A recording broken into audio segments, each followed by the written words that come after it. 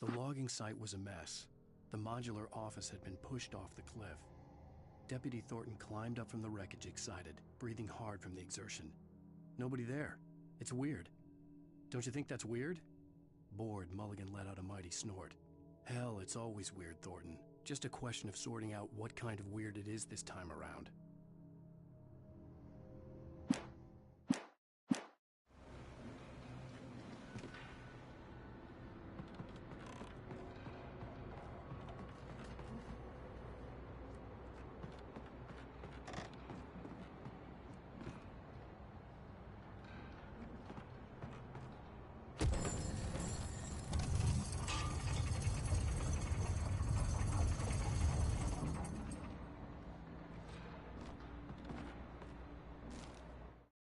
When Barry saw the darkness attack the visitor center, it made him a believer. The men Al said he'd shot, they hadn't been just locals on crank. Somehow the world had changed, like the channel had been switched without warning. You think you're watching a sitcom, and you're really watching a horror show. When the birds started attacking the cabin, Barry wasn't surprised, just terrified.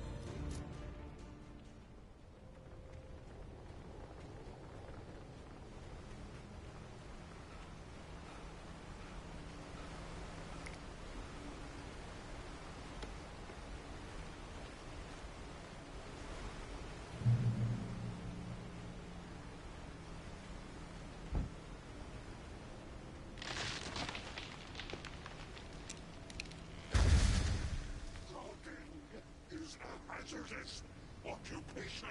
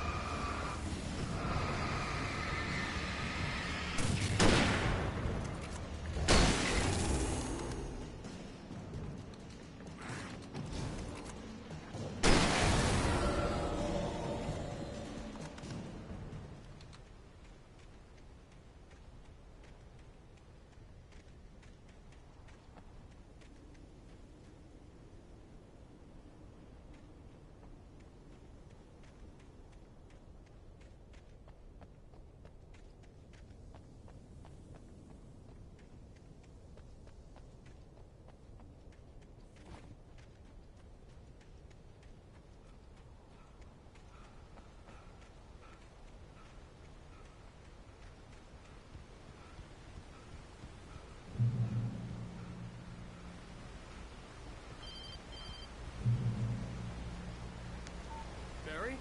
Ow! The porch is covered with birds. They've got all Hitchcock on me. Stay out of sight. I'm on my way. Don't open the door. What am I, crazy? Stay hidden. I'll be there soon. Just make sure you keep the lights on.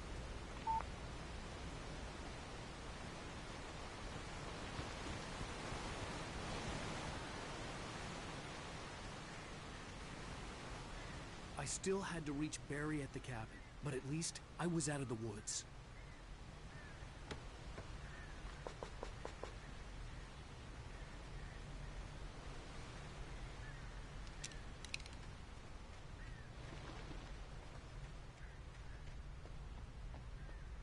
I'd have to get the car from the locked garage. It would get me back to Barry faster, and the headlights were a welcome bonus.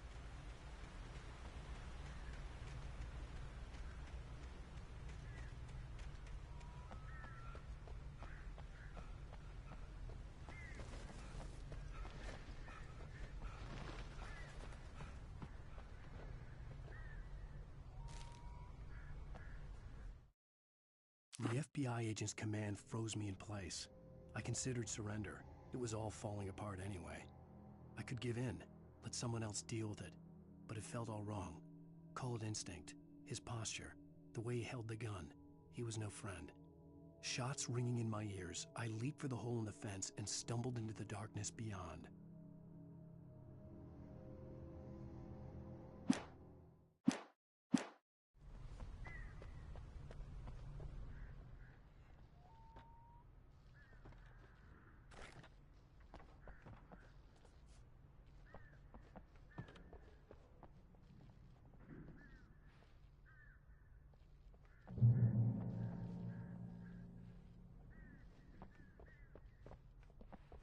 I had to find the key to the garage.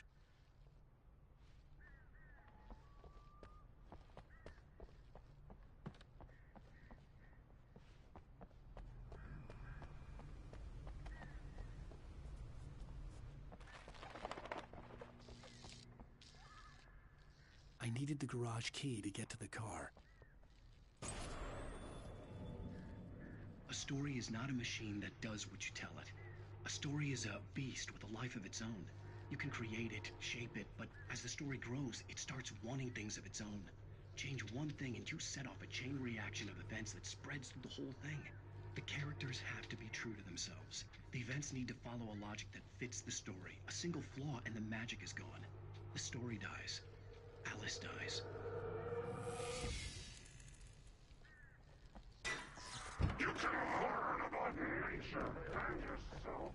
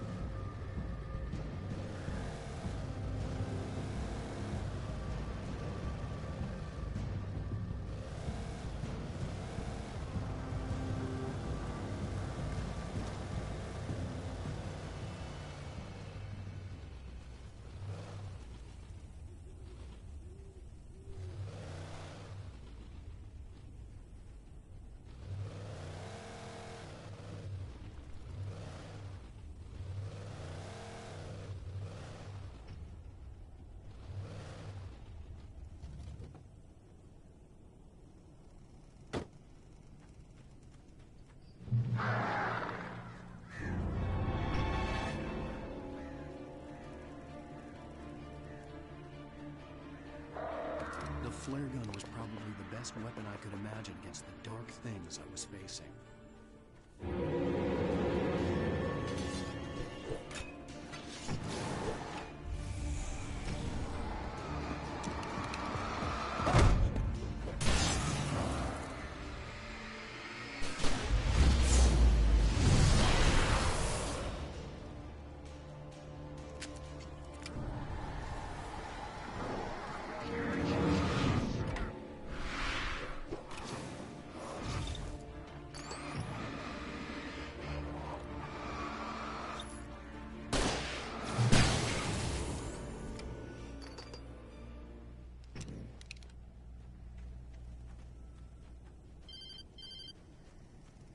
It was the kidnapper. You son of a bitch! Where's my wife? Enough horseplay, Wake. You deliver the manuscript, and you can have your woman back. Simple as that. I don't... Listen. Listen. I'm gonna need time to finish it. I still need to write the ending. I need... a week. It's not done.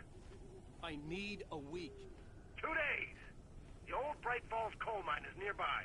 You can find it easy, city boy. The main building, there at noon. You bring the manuscript, you'll get your wife. Not, well, get me? Yes, I get you.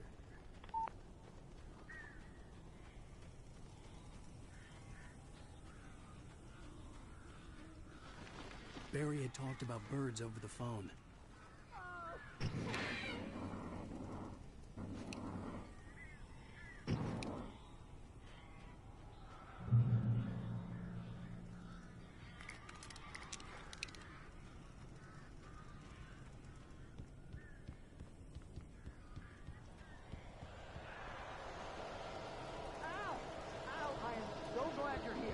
A couple of them got in here before I blocked the chimney.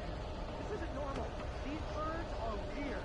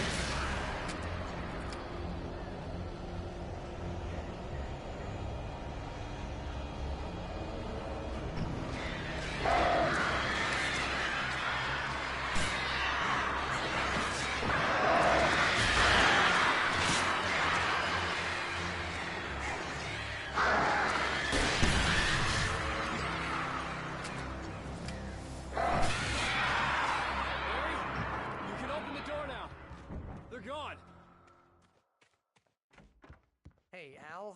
I'm sorry for thinking you were having a psychotic episode, man. I sent Barry to the town to ask around about a man fitting the kidnapper's description. He'd go through the archives of the local paper. Perhaps he could learn something. Anything about the island and the cabin that had disappeared.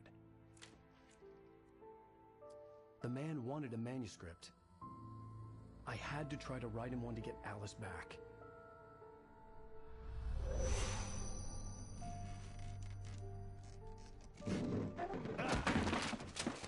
For me, the supernatural had always been nothing but a metaphor for the human psyche. a tool to use in writing fiction. Now, it was happening for real, and I couldn't put a single word on paper.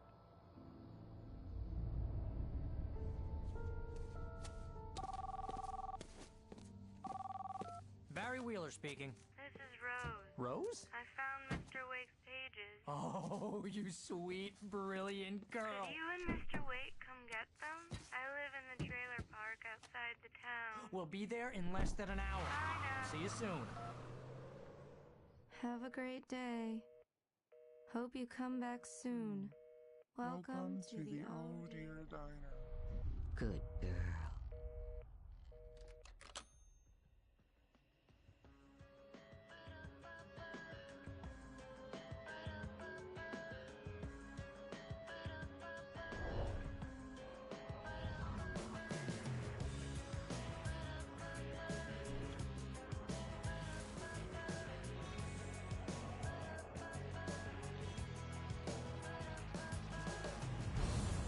Come here.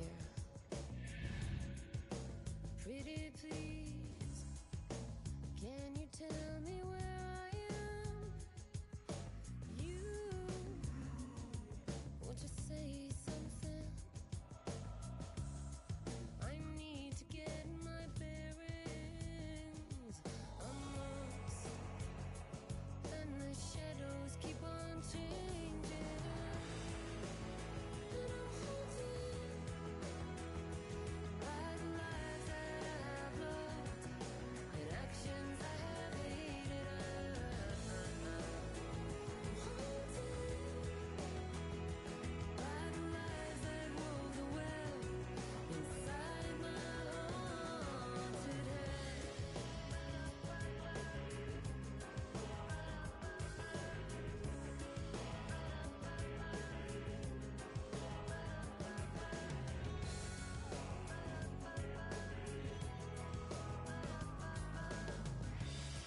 Don't cry. There's always a way. Previously on Alanwoke, Alice has been kidnapped. Alan, please help me.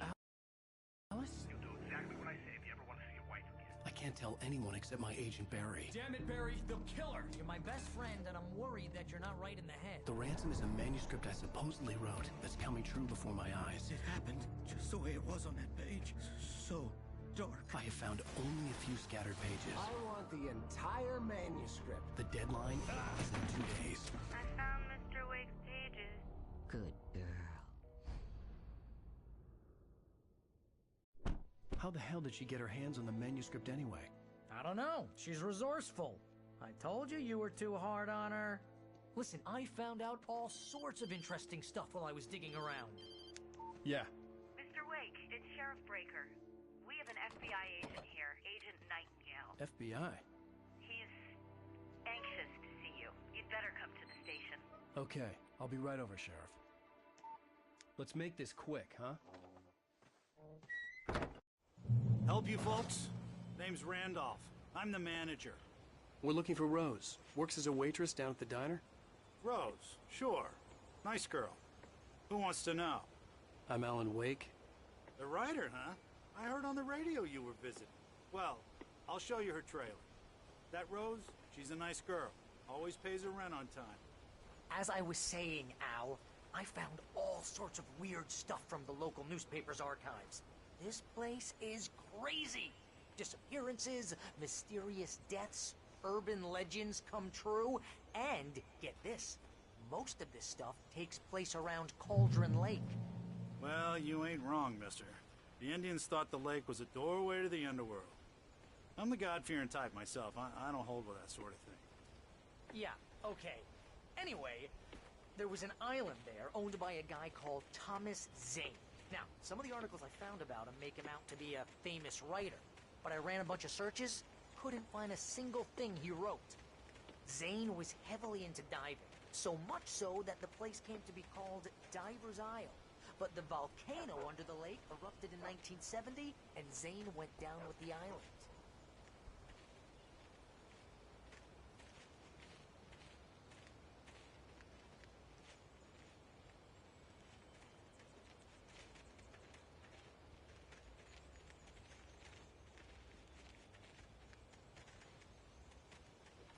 It gets better. A local girl, Barbara Jagger, drowned in Cauldron Lake just a week earlier.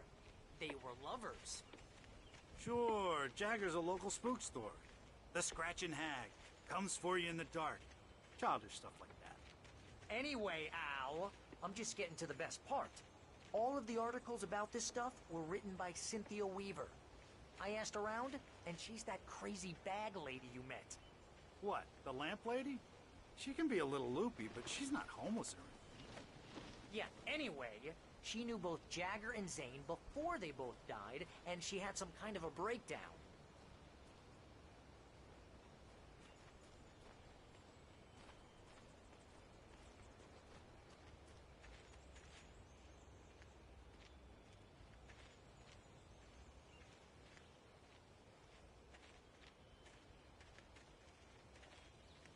Well, mister, this here's Rose's trailer. You mind me asking what you want with her? We're just here to talk to her, pal.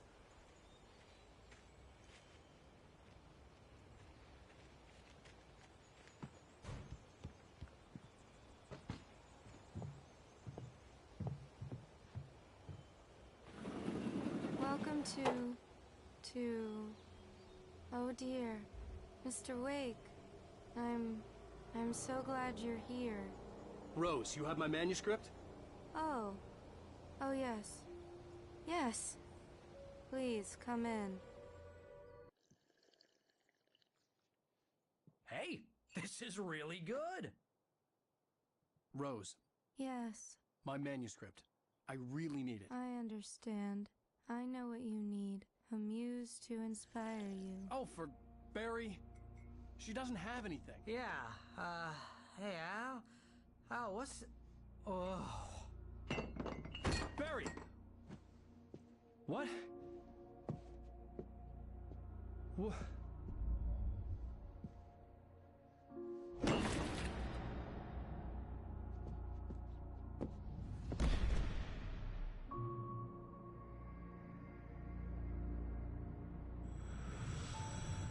It's coming for you, hiding in my barber's skin. I'm too weak to stop it. You must turn the lights on. I promised I'd come visit you and your lovely wife. You must finish what you started. I insist. You must turn the lights on. Turn the light on. Back to work, boy.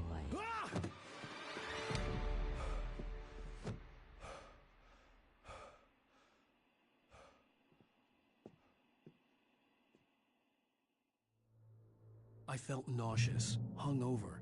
Only anger kept me going. I can't tell reality from dream anymore, but it seems I have an imaginary editor to help me. She's an old woman in a funeral dress. I call her Barbara Jagger. She's very strict. I'm writing faster and faster. My manuscript is being heavily revised. The edits are getting very aggressive, and each day there's less of me and more of her. I hate it, but I know she's right. She promises me I can save Alice this way. She knows more of this than I do. About the complex incantation I'm attempting. About this place. She's worked with another writer under similar circumstances, Thomas Zane. The genre of the story seems to be shifting. It's turning into a horror story. I'm getting close. I can feel it. Rose took a day from me. I had less than 12 hours left to meet the kidnapper. All I could do was get Barry into the car, work something out once I got on the road. Barry was out of it. He was way too heavy to carry. You're right. I deserve more money. I'm so handsome. My gun and flashlight were gone. I'd have to find a way to get... Mr. Randolph liked Rose. That little smile she had. How she was still sweet when life had tried so hard to make her bitter. It wasn't any of his business what she did in her trailer. But those strangers, the writer and his smart-ass sidekick, looked like trouble. And they'd been in there for hours, way past her normal bedtime. He reached for the phone and called the sheriff's station. Barry into the car as quickly as possible. There was no time to waste.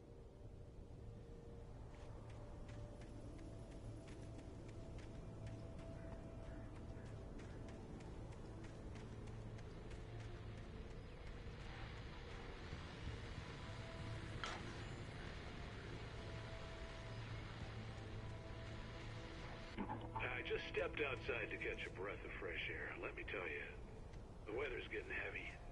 Nights like this make me especially glad I'm here talking to you and not home in bed. Once the weather takes a turn like this, I can't sleep at all. It's all tangled bed sheets and dark thoughts, punctuated by the occasional plunge into nightmare. Is it just me? Well, perhaps it is. But I hope I can make the night a little bit easier to get through. Caller, you're on KBF FM. Hey, hi, it's Walt Snyder. What's on your mind, Walt? Well, I ain't the way you are, but, well, I can't sleep either, you know? I just been staring out the window here, trying to make sense of it all, but, I ain't been drinking either, you know? Well, you sound like a man with a problem, Walt.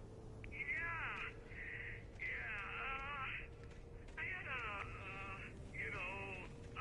argument with Danny.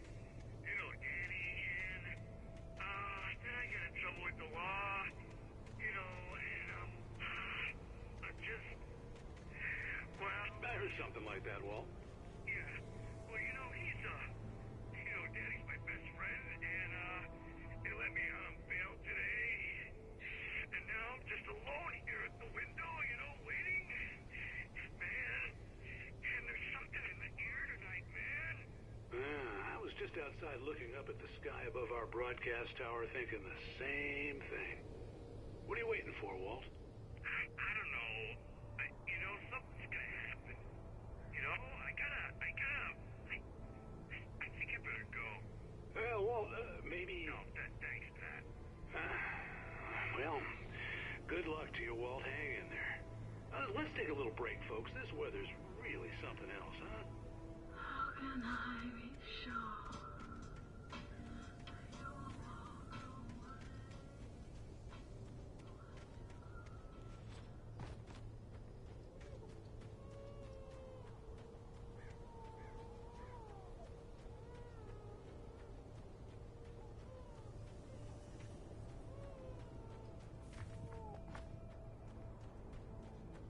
Oh, you're gonna get it now. God knows what you've done to that poor girl. This is Agent Nightingale, FBI! Get him up, Hemingway! You're under arrest! You move a muscle, I'll unload right in your goddamn face! Stay right where you are, Slane!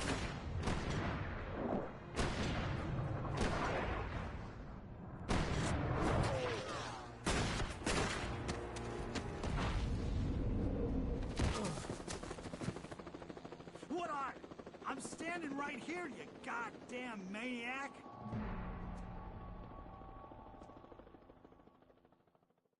I hated to leave Barry behind, but there was no way I'd miss my appointment with the kidnapper. Give it up, Mr. Wake. Come on.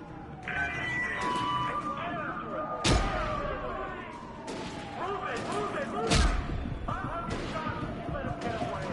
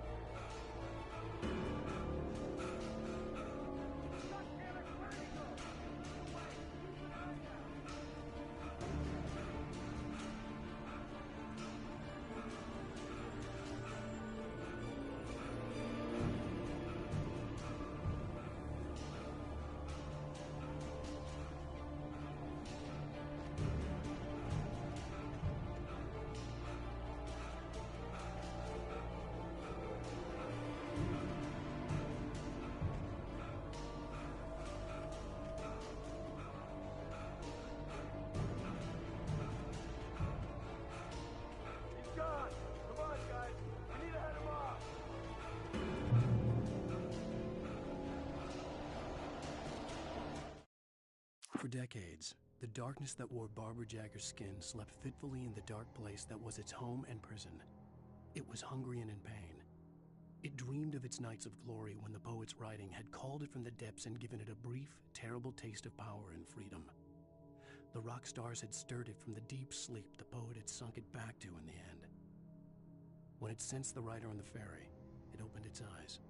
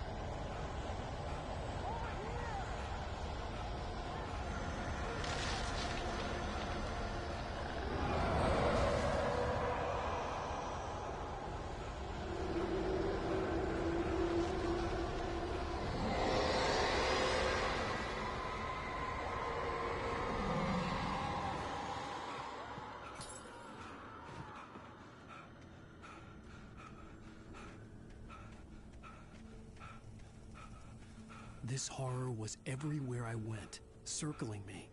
The cops didn't stand a chance. They were after a writer, not a monster.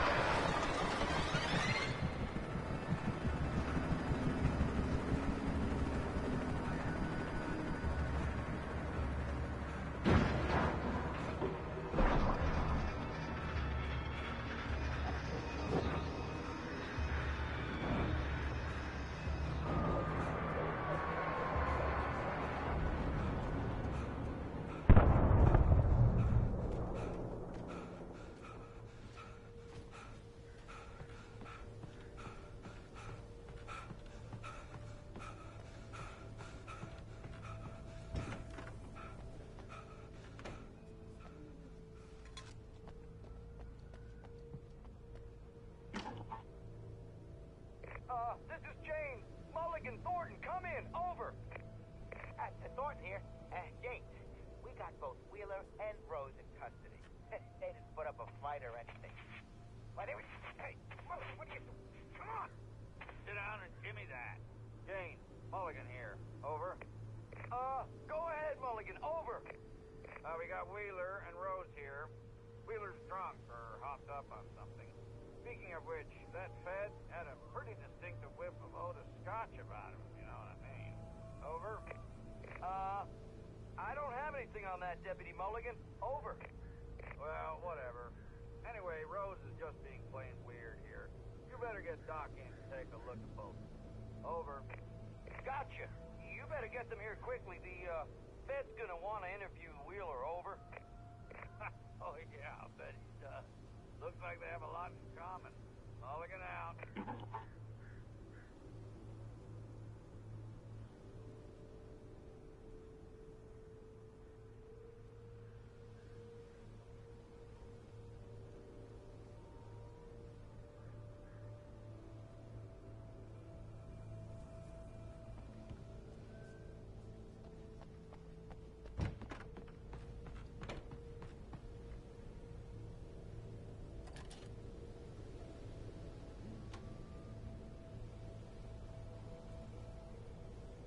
I could see the lights of the radio station in the distance.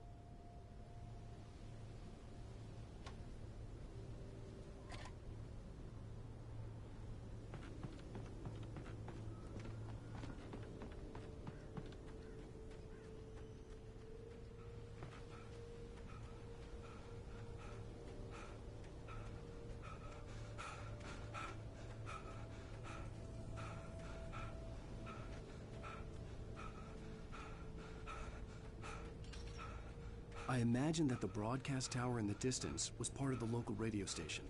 Maine seemed like a decent guy. Perhaps he could give me directions to the coal mine.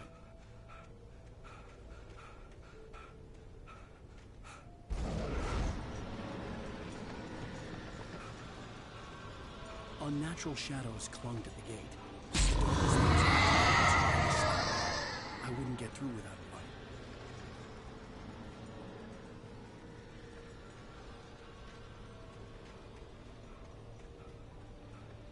There was no power to the searchlight.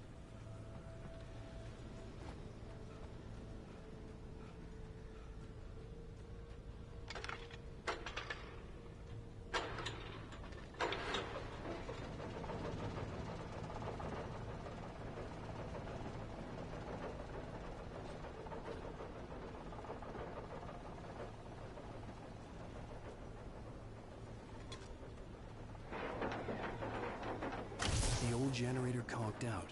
I'd have to see if I could fix it and try again.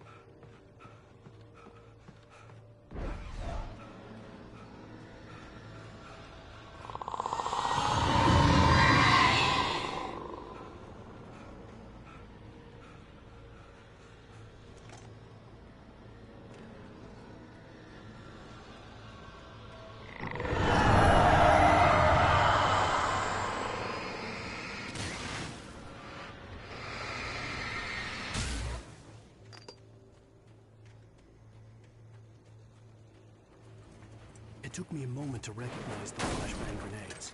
They were an ideal weapon for my situation. Team 1, come in. Over. Team 1, this is Sheriff Breaker. Report. Over.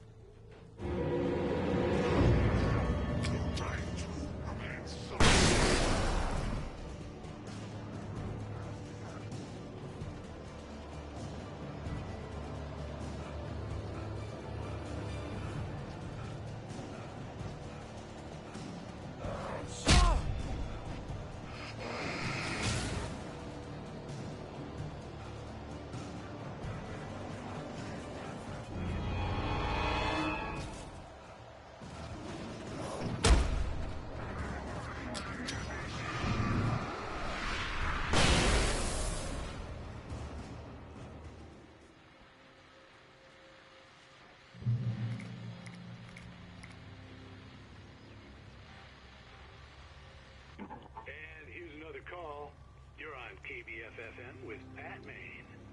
It's Milt Peabody, Pat. What's on your mind, Milt? Well, I live near the trailer park, Pat, and there's a big ruckus going on over there. Well, that's just up the road from me, too. What's going on, do you know? I don't know, but there's a bunch of police cars there, lots of sirens, a helicopter buzzing around, and I think I heard some gunshots. Gunshots? Yes, sir, like from a pistol. So can you find out what's going on? Because it's just next door and they're popping off guns there. They're still shooting? No, it was maybe 10, 15 minutes ago. It sounds serious, Pat. I'm telling you, it don't sound like no party. Well, I'm certainly going to give the station a call, Milt. Okay. You'll hear it here as soon as I hear from them. Okay, thanks.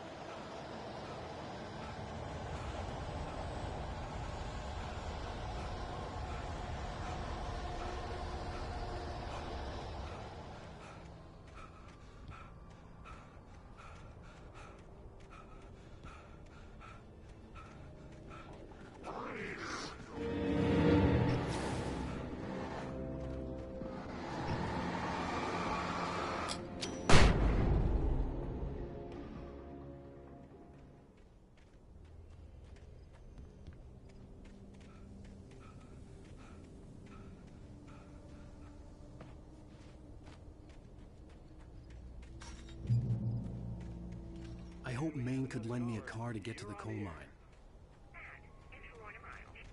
Oh, why, hello, Lorna. What do you have for us? What do you mean?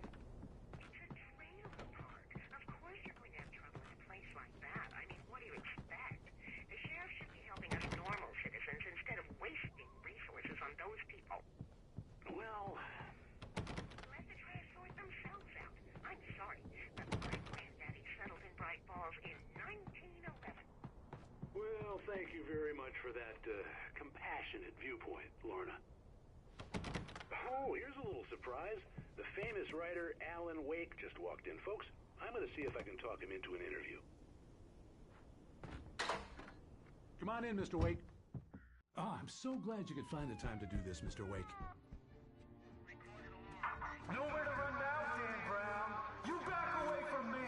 Don't hurt it. Whoa. Everyone calm down. Put the gun down. We're all friends here, right? Cool your jets, Nightingale. We got him. Judas Priest! What the hell's the matter with you? There's a civilian in there.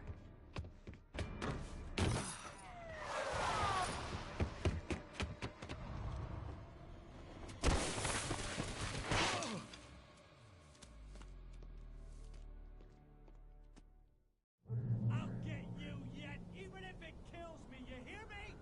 You hear me, H.P. Lovecraft? I had fallen off so many cliffs it was ridiculous. That's what you get for naming a book The Sudden Stop. It was probably good I hadn't had the chance to tell Maine where I was going. I'd have to lose the cops. Nightingale stared through the broken studio window into the dark woods. He turned around, started to walk out, but Maine grabbed his arm. And find my own way to the mine.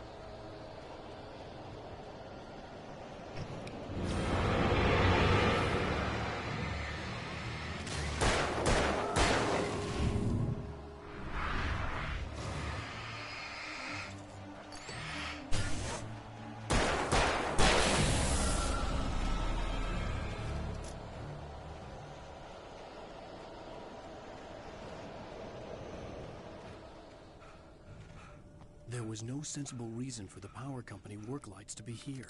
It was almost as if they'd been left for someone like me to use.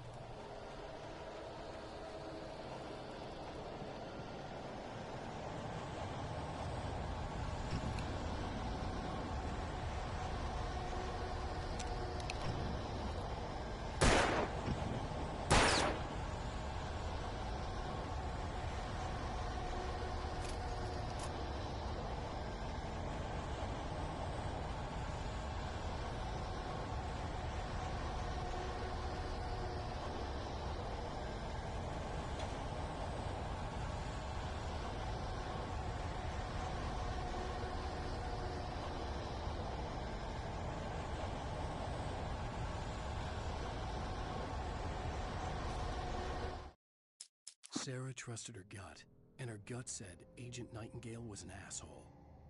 He felt wrong, and it wasn't just the smell of stale booze. It was in the way he flashed his badge, pulled rank, the look in his eyes when he wanted answers. Where was Alanwoke? What was this about an accident?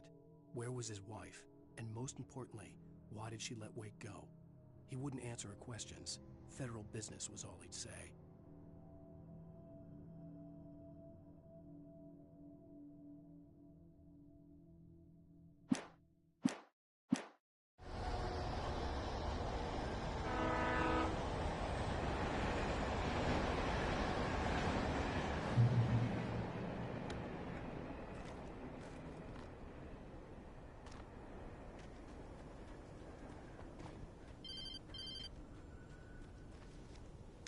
Hello? The most stubborn man I've ever met. Alice? Alice? Alan, I'm so afraid. Keeps me in the dark. Please help me. I look at you, Alan, and it's not you. Something else. Looking out from behind your eyes. Alice, I'm here. I'm so alone here. It's all gonna go to hell. You need to be careful. Cooperate. The connection had been terrible, but that wasn't the only thing that hadn't been right with the call. She sounded wrong somehow, but she had called me. The pipe wrenched itself loose from the bridge's steel framework.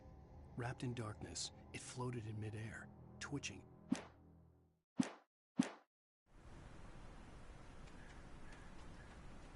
I could see a railway bridge up ahead, and a warehouse of some sort on the opposite shore. I hoped I could find a car from there.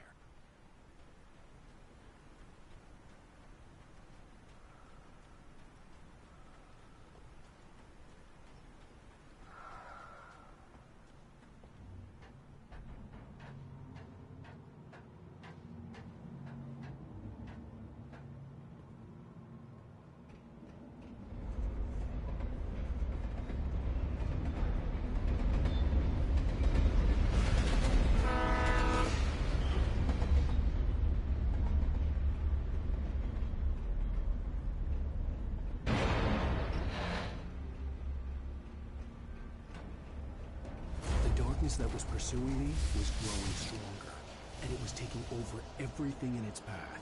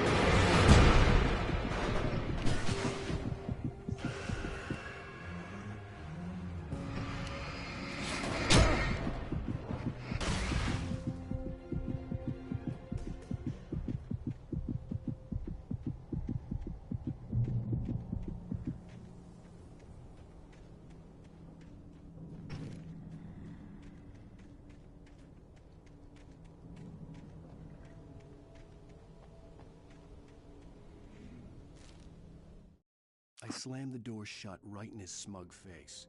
He pleaded for me to open the door. True to form, the asshole actually thought I would obey. I had no sympathy left, no guilt either, not for him. I took a moment to savor the scream. I bet I had a smile on my face. It was all that I had time for. The dark presence was inside the lodge with me.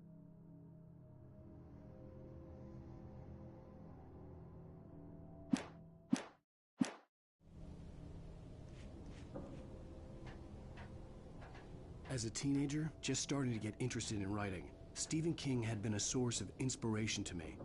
I thought about all the inanimate objects that had come to life in his books. No one is safe in a good horror story. Certainly not the protagonist. That's what makes them fun. This was anything but.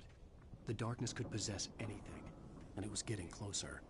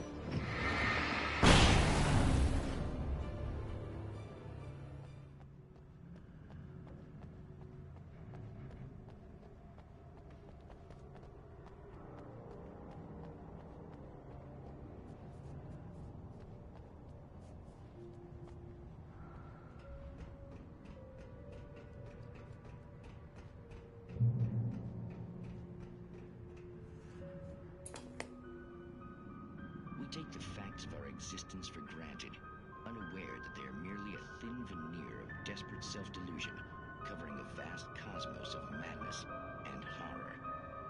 All too often, the stars are right. In Night Springs. Tonight's episode, a family occasion.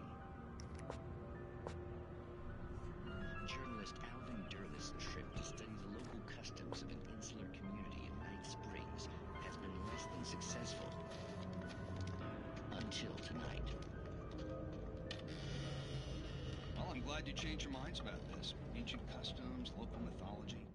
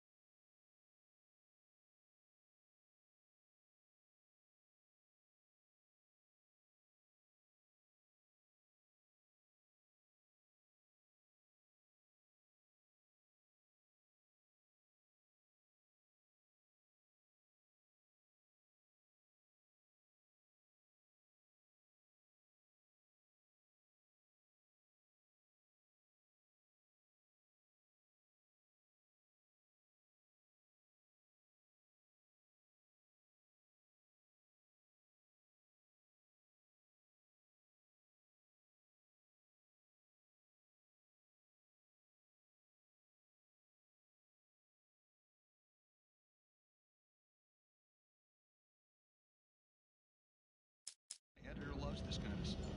Well, Mr. Derleth, we don't want to feel like we're on exhibition, but you have demonstrated the seriousness of your intent. Oh, I am serious. Really, just do your thing. I'll stay out of your way and observe. Actually, I thought you could assist us. I'm afraid we are a man short. It would provide you with an intimate perspective. Could I really?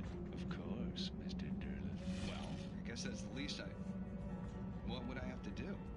Oh, here. Let me show you with a kiss.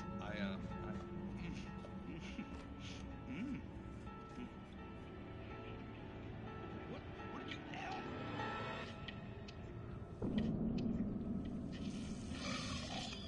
Mr. Derleth, you have well pleased Nixie Perka, the dweller in flesh. Your body shall host his thousand men, and all shall be glory.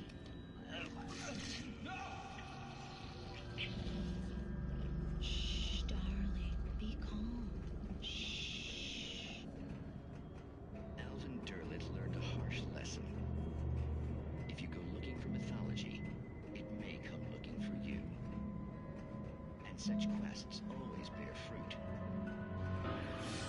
Night Springs.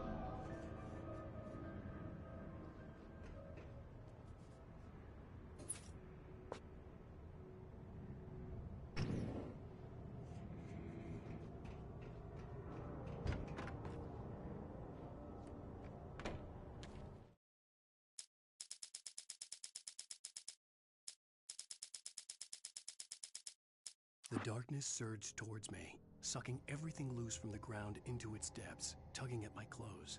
I saw the flare the kidnapper had dropped and threw myself towards it just as I felt my feet leave the ground. The darkness embraced me with the force of a tornado. Somehow I managed to light the flare. The dark...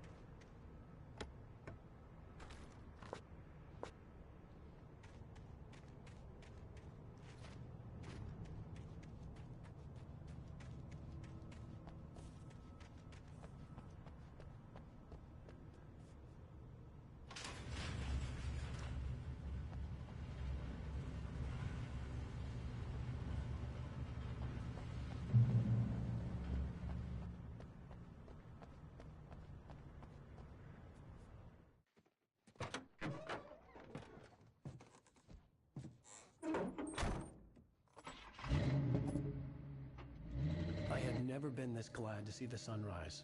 I had a couple of hours to get to the coal mine.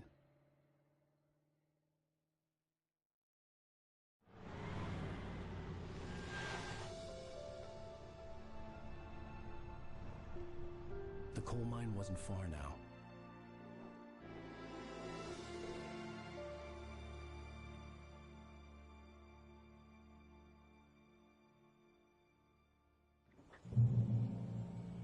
Today, I would meet the kidnapper, and he would give me Alice. I wouldn't give him any other choice. A drowning man would clutch at a straw. Little by little, without realizing it, I'd come to believe that the story in the manuscript was coming true. The current of its narrative had taken me deeper and deeper into dark waters. Alice had been taken from me. Barry was probably in jail. I was a fugitive from the FBI. The whole world taken over by the dark presence was trying to destroy me. It all felt real, but it matched a textbook case of insanity.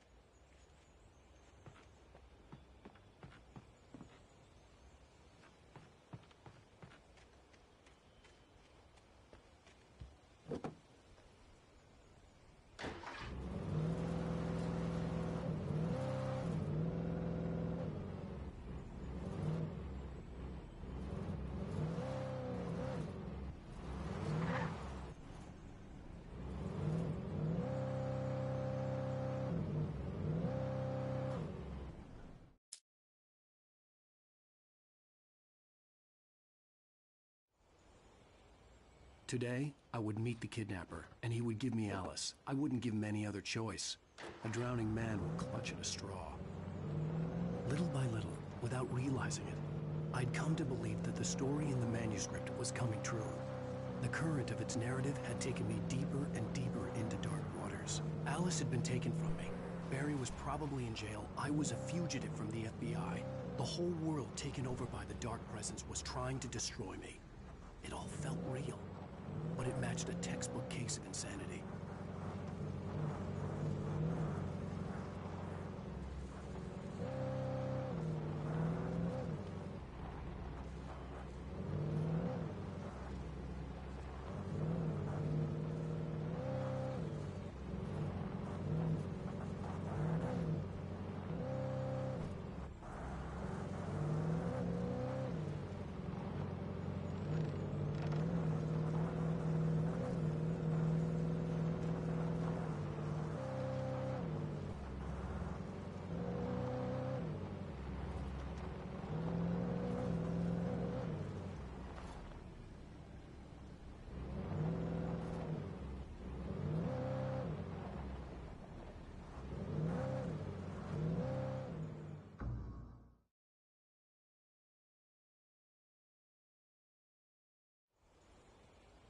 Today, I would meet the kidnapper, and he would give me Alice. I wouldn't give him any other choice.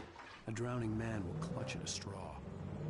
Little by little, without realizing it, I'd come to believe that the story in the manuscript was coming true.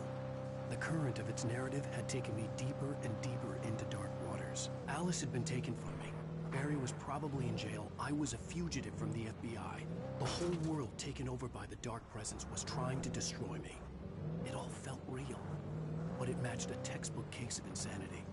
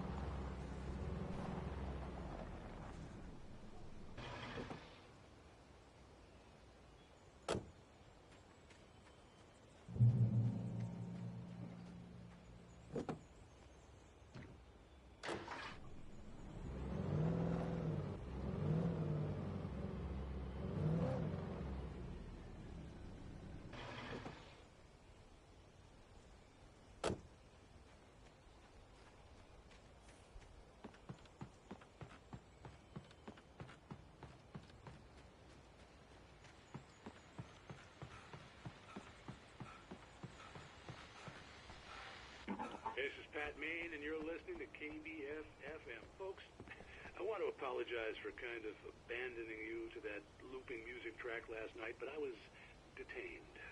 You see, I encountered a big-shot G-man with an itchy trigger finger who could use a A lesson in manners and a boot in the ass. Not necessarily in that order either.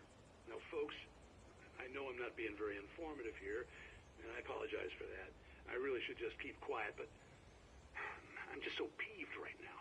Because some people just shouldn't be carrying badges.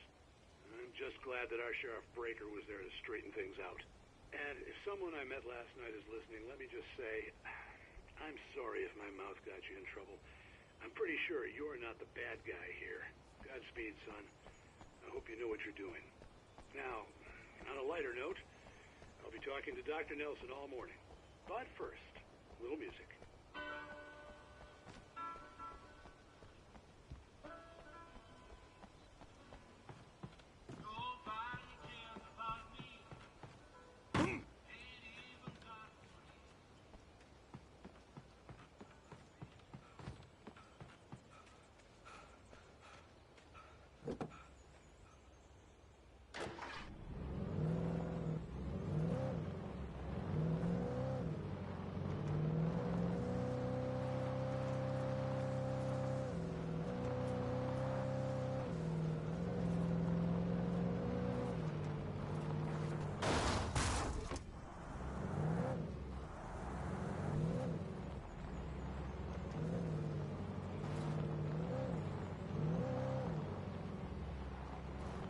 I was early. I was supposed to meet the kidnapper at noon in the main building. The coal mine was quiet. It was a museum now.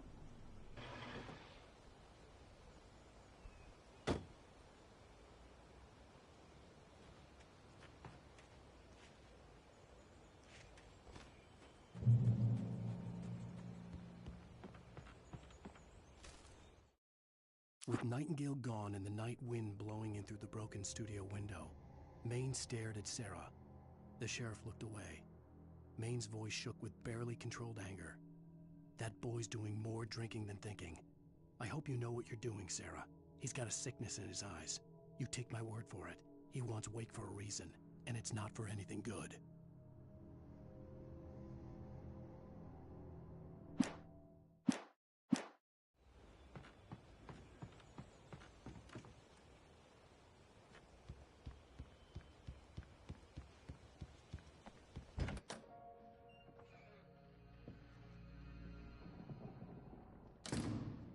I didn't want to go outside.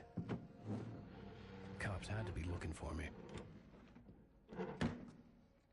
The noon sun turned the place into a sauna. The day dragged on. Different scenarios ran through my mind. Ways of how I'd torture the kidnapper to get Alice back. Or the different horrible things he could have done to her. I imagined her dead. I had no way of knowing she was still alive. It was killing me. I was running on blind hope. It was all a waste of time. The bastard never showed up.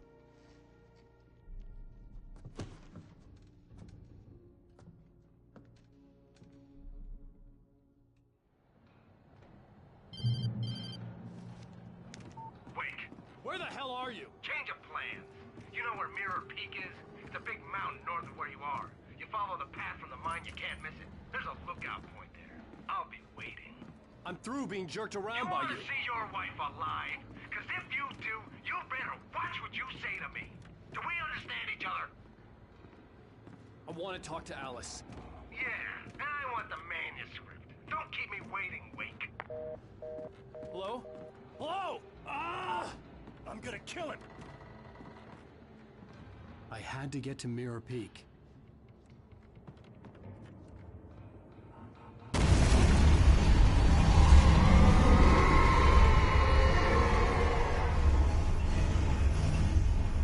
It was close. Maybe closer than ever before.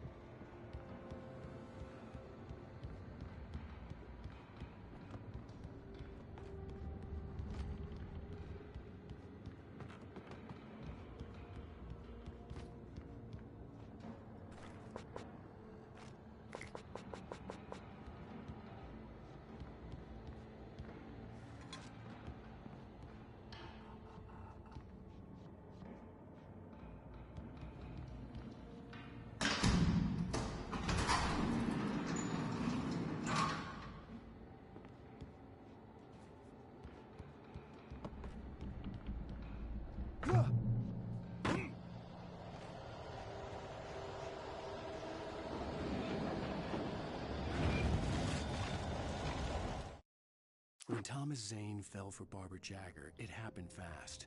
She was young, vibrant, and beautiful, full of life. He had never been a very happy man, and without any seeming effort, she had changed all that. Zane felt good for the first time in his life. Everything she did was another piece of a jigsaw puzzle he hadn't even known he'd been missing. And best of all, she made the words flow, strong and sharp. She was his muse.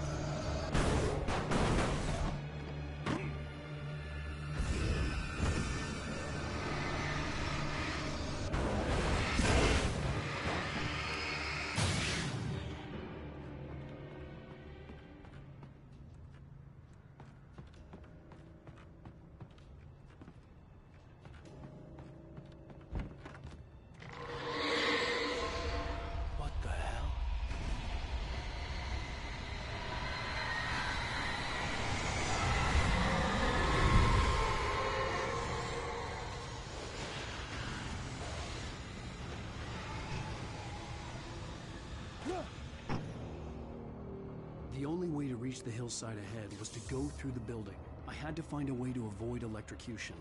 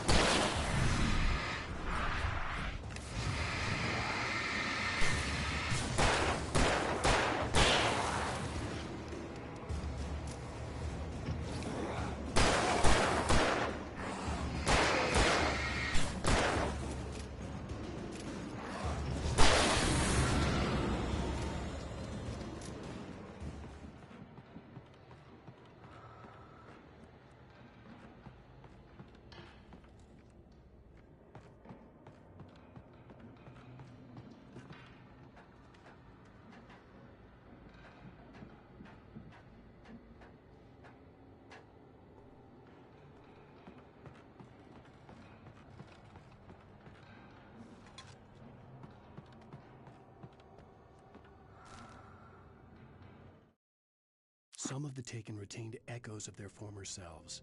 But these were just the nerve twitches of a dead thing. Nothing remained but a shell covered and filled with darkness. In most cases, these puppets were enough for the purposes of the dark presence. But for anything more elaborate, as with the writer, it was different. It needed his mind.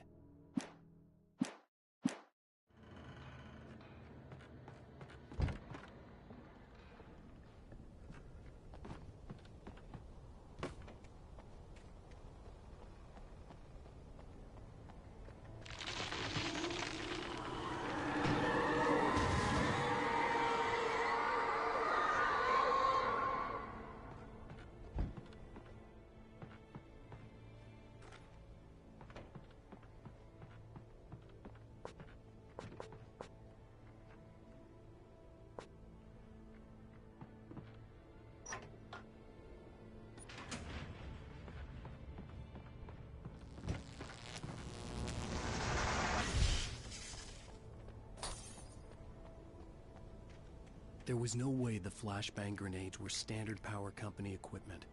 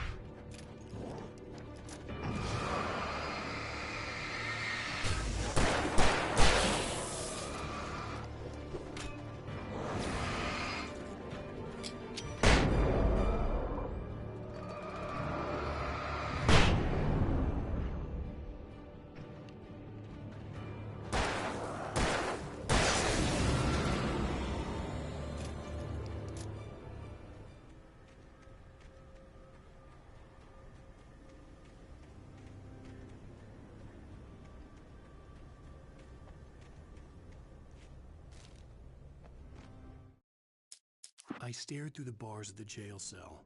Barry stood behind me, swaying on his feet, looking as ill as I felt. Agent Nightingale stood on the other side of the bars with Sheriff Breaker. Nightingale had a stack of manuscript pages in his hand. He seemed unhinged as he gloated. "Well, I've got you now, Raymond Chandler. It's all here. All the evidence, including conspiracy to murder a federal..."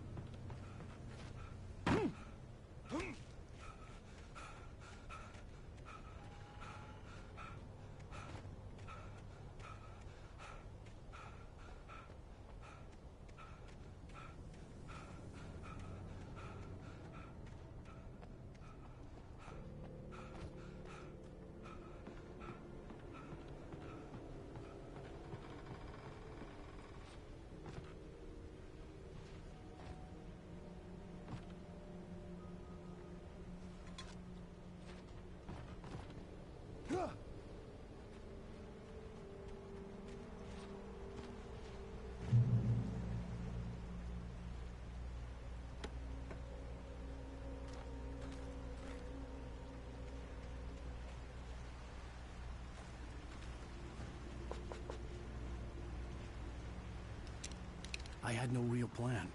I was going to give the kidnapper all the manuscript pages I had for Alice. If that wasn't enough, I'd hold him at gunpoint and make him talk.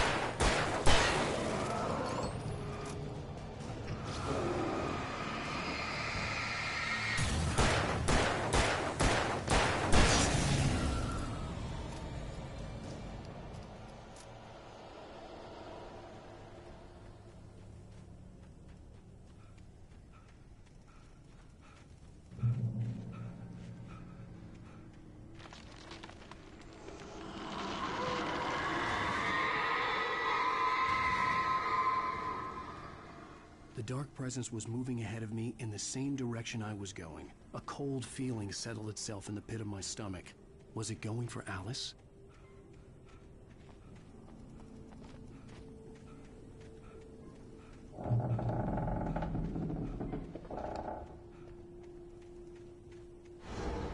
The graveyard shift may cause cancer.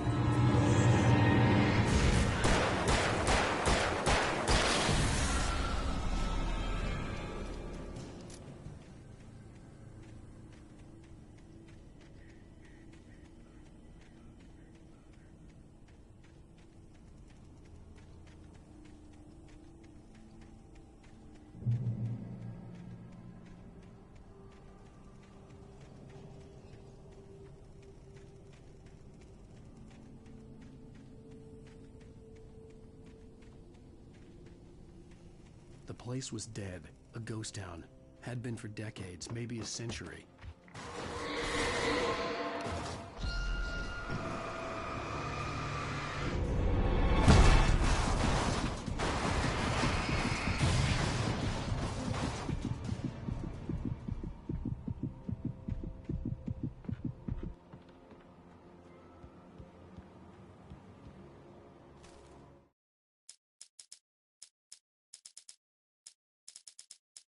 Things were never as simple in real life as in fiction. I had lost count of the times I had wished there'd be a clear reason for my writer's block. Something to fight, something to lash out on. There wasn't. I was filled with doubt. I was nothing like the hero in my books. Alex Casey had gone through his life with single-minded determination, never wavering from his goal. Even now, I was angry at myself, angry at Alice, angry at Barry. I was fumbling and I had no plan.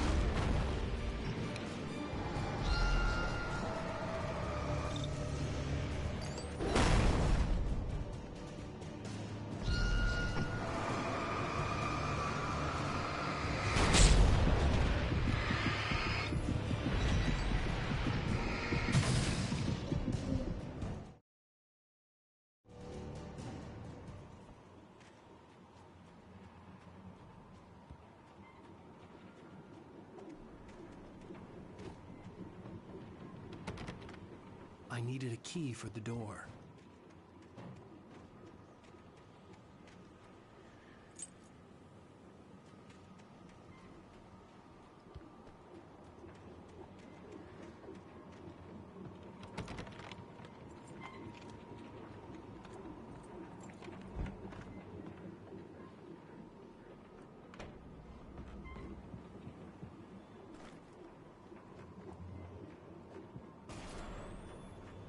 Anything outside of writing is a struggle.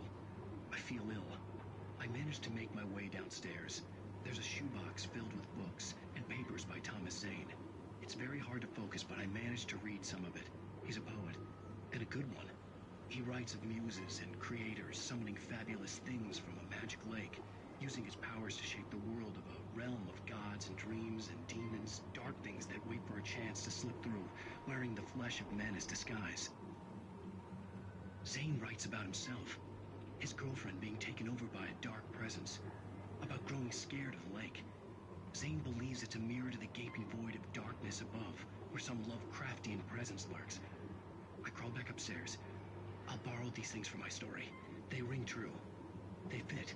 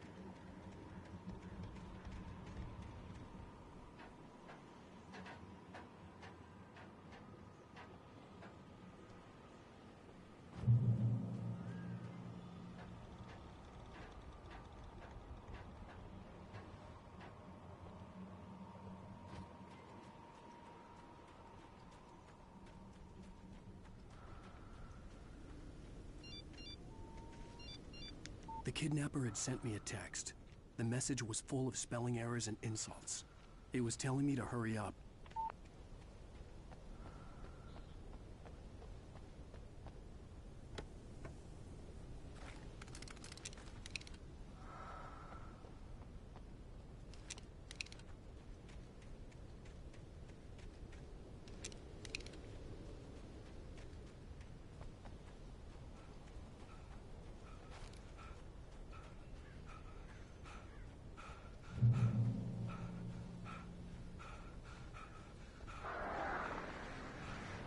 Birds.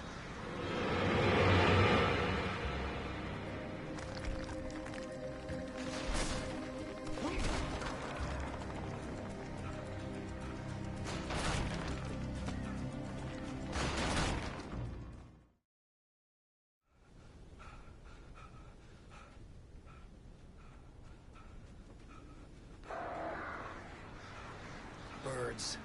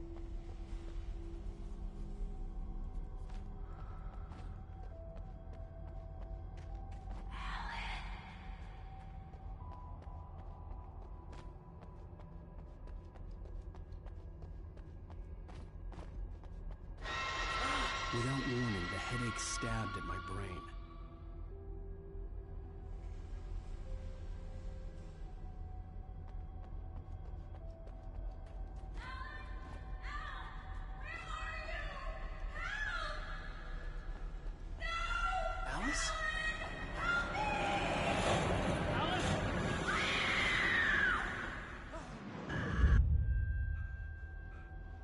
I'm losing it. I gotta get out of here. I'm losing it. I gotta get out of here.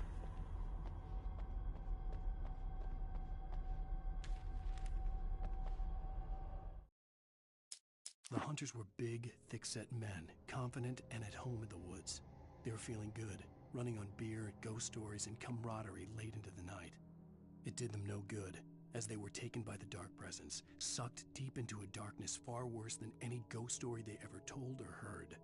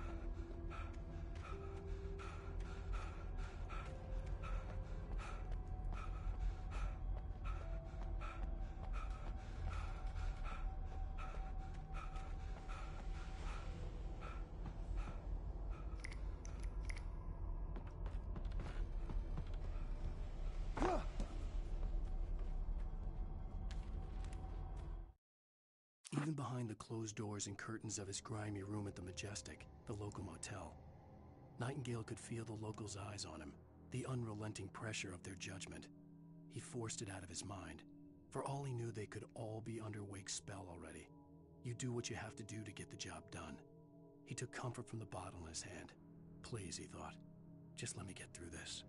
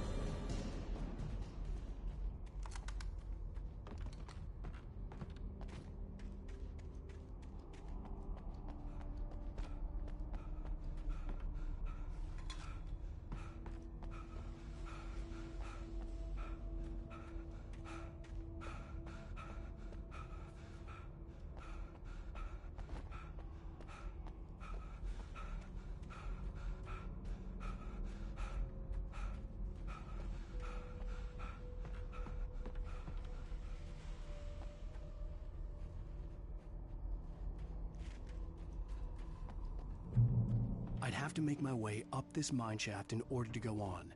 Maybe the machinery could help me with that.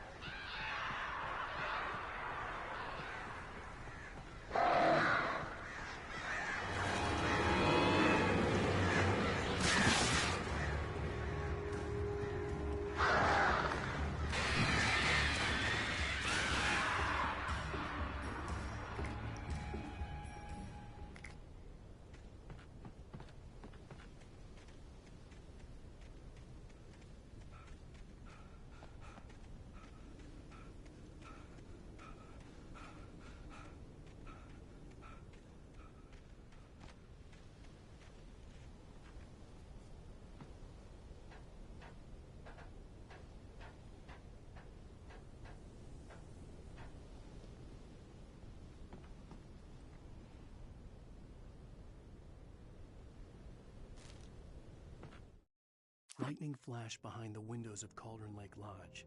Tor Anderson laughed and held the steel hammer above his head. Nurse Sinclair was trying to calm him down without success.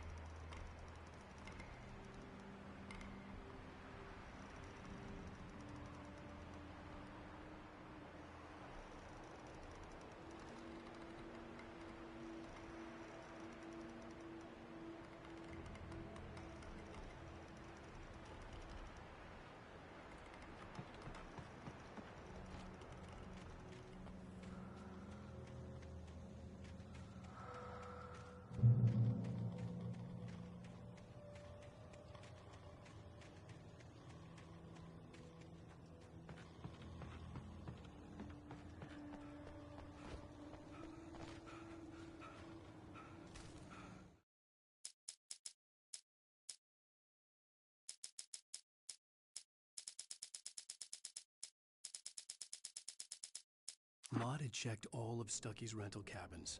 There had been no sign of the Wakes. It was dark when he'd found their car parked at the end of the road by Cauldron Lake. It made no sense. They must have taken a wrong turn, but there was no sign of them, and the car had been there for hours already. Frustrated, Mott stood on the rotten ruin of the footbridge that had once led to Diver's Isle before it sank beneath the waves years ago. The boss wouldn't be happy.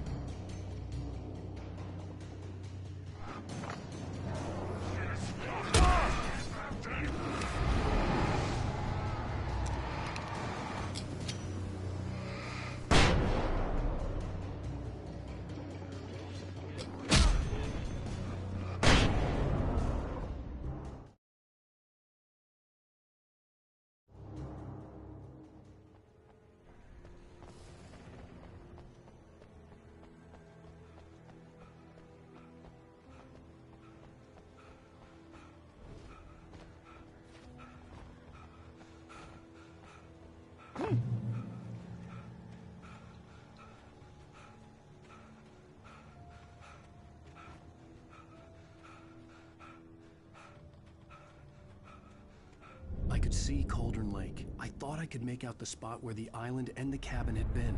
There was a light near it. It had to be a boat.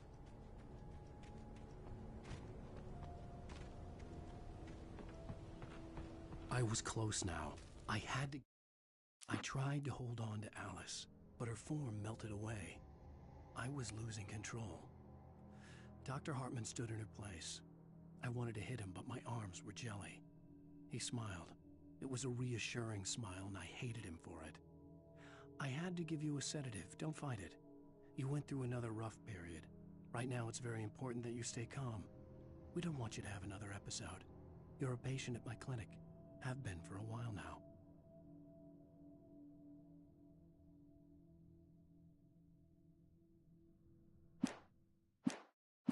Get there fast. I dreaded what I would find.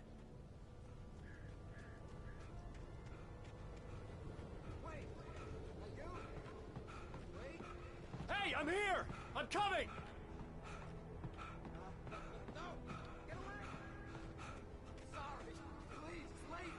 The boss didn't know who he was messing with. I didn't know. I swear, I didn't know. We don't have his wife. We don't know where she is.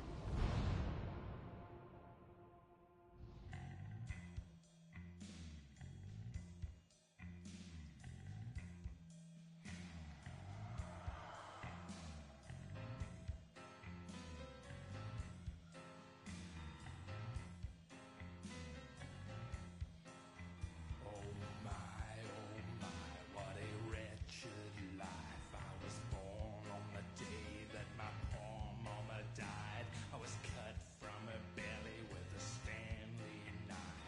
My daddy did a jig with a drunk midwife. Who's that yonder all in flames, dragging behind him a sack of chains? Who's that yonder all in flames? Well, up jumped the devil and he staked his claim on me.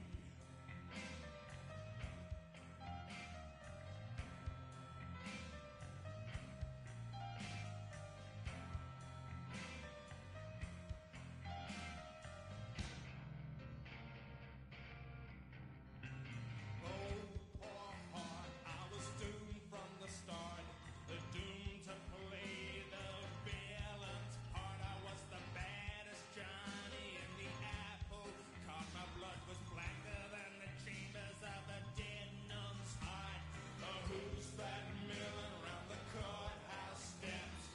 Nail on my face to the hitching fence. Who's that milling around the courthouse steps? Up jumped the devil and off we crept.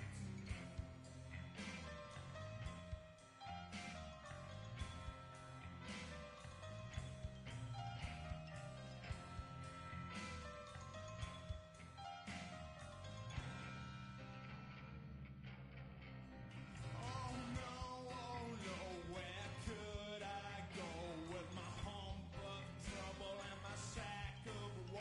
To the digs and the deserts of Mexico, where my neck was safer from the lynching rope. Who's that yonder laughing at me like I was the brunt of some hilarity? Who's that yonder laughing at me? Well, up jumped the devil. Previously on Alanwoke, I'm hunted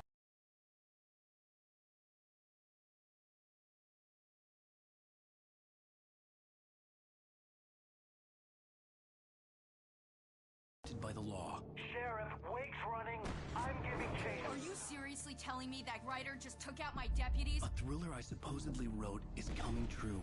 The genre of the story seems to be shifting. It's turning into a horror story. I was told that Alice had been kidnapped, but that was a lie. We don't have his wife. We don't know where she is. Her purported kidnapper was eaten up by the dark presence before it attacked me.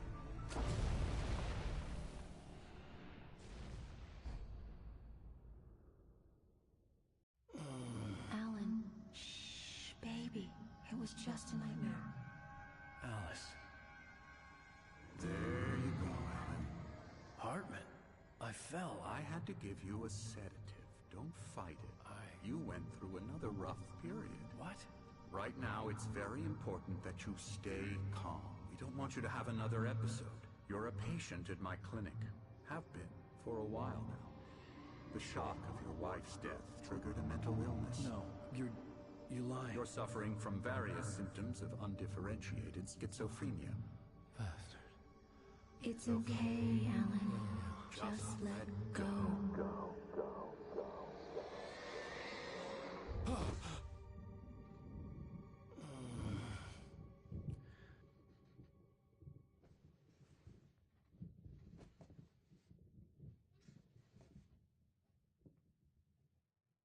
I felt groggy.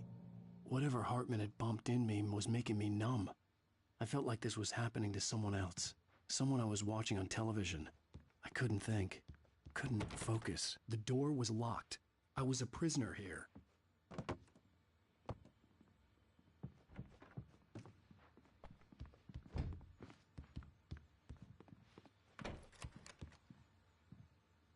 Good evening, Alan. Are we feeling better now? Feeling calm? Yeah. I see you brought your pet gorilla with you. So sure, I'm calm. I get the message. Loud and clear.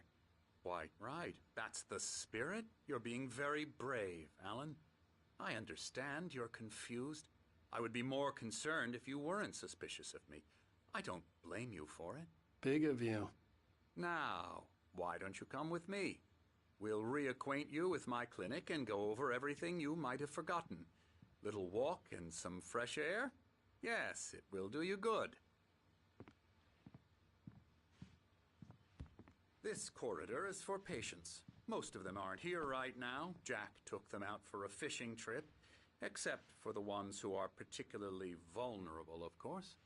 I encourage creativity as a part of the recovery process here at Cauldron Lake Lodge. I specialize in treating artists. I bet you do. Splendid, Alan. I honestly believe we can get this thing under control if we work together. This way, Alan.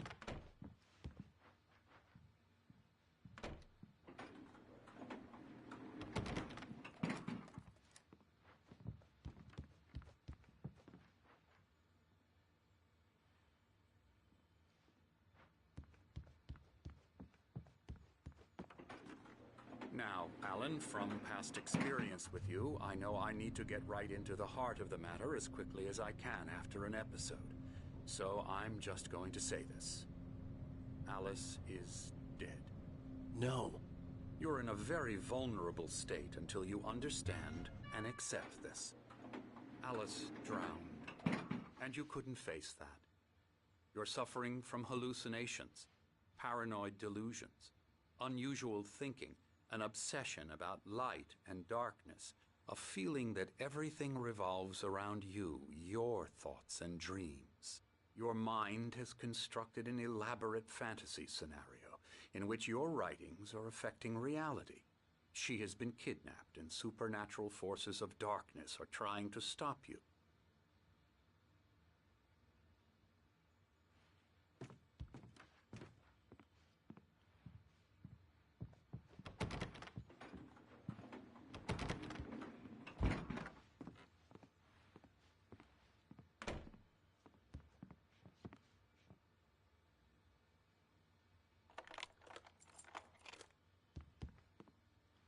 We go this way, Alan. I wasn't ready for another shot, so I went along with it. He had to be lying. But under the influence of the drug he had given me, I had to fight not to believe his words. It's all in your head. You've been making it up. Apart from the tragic accident with your wife, no one has been killed. Your delusions are just a manifestation of your subconscious mind trying to protect you from the too painful truth. Unless we fight the fantasy, it will return. I know the instinct is to resist me, but think about it. Doesn't this make far more sense than the insane supernatural conspiracy you have concocted in your mind? You're a skeptic by nature, Alan. We both know this. Everything can be explained logically.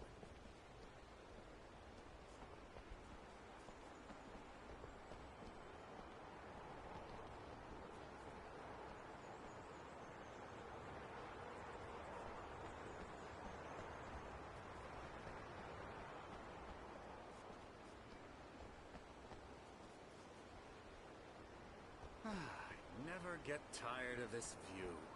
Very inspiring, isn't it? Cauldron Lake spread below us. I could see Mirror Peak on the other side of the lake. I thought I could make out the spot where Diver's Isle had been when I arrived with Alice. Now there was nothing but waves. It seems there's a storm coming. Funny, I don't recall there being a mention of that in the weather forecast. Well, no matter. This way. Follow me. Alan, what I'm telling you is good news. Right now, we're in control. Every time you have a relapse, it gets more and more difficult to resurface from the dark depths of your imagination. Not surprising, considering your profession. Imagination is what you work with. After all your nightmares, this should come as an immense relief to you. If it doesn't, why is that? Because I'm lying? Or because you don't want to admit that you're not well? It's very natural for you to think of me as your enemy. It's part of the illness. I let him talk. After all, Hartman obviously loved his own voice. His words echoed madly inside my head. But I dug my nails into the palms of my hands to stay focused. You need to work with me. Once you accept that, we can begin the journey towards your recovery. Come along. Let's go inside. Here's the entrance to the office wing. That's for staff only. You were impressed by my trophies when you first arrived here. I do love to hunt. The great outdoors, man versus nature. It's wonderful stuff. Scary, scary, scary.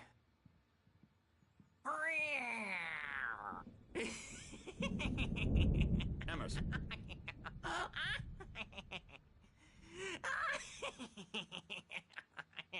I'm a real bad dream, mister. You should be afraid of me. Don't want to run into me in the night, that's for sure. Please, Emerson. Mr. Wake is confused enough as it is. Yeah, you'd like me to go away so you won't be scared. But you can't just decide what kind of dream you have or when you have it. Emerson. Okay. Sorry. Boo. That's Emerson. We're actually making some progress with him, I'm happy to say. He works on video games. Ooh, yeah. It's trash, of course, but it does involve some to the head. small creative effort, which makes him receptive to my therapeutic methods. No kidding.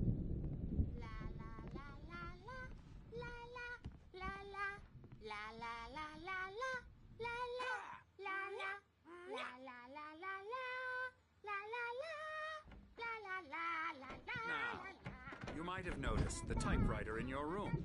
You've been writing as a part of the therapy. As soon as you feel up to it, you should continue.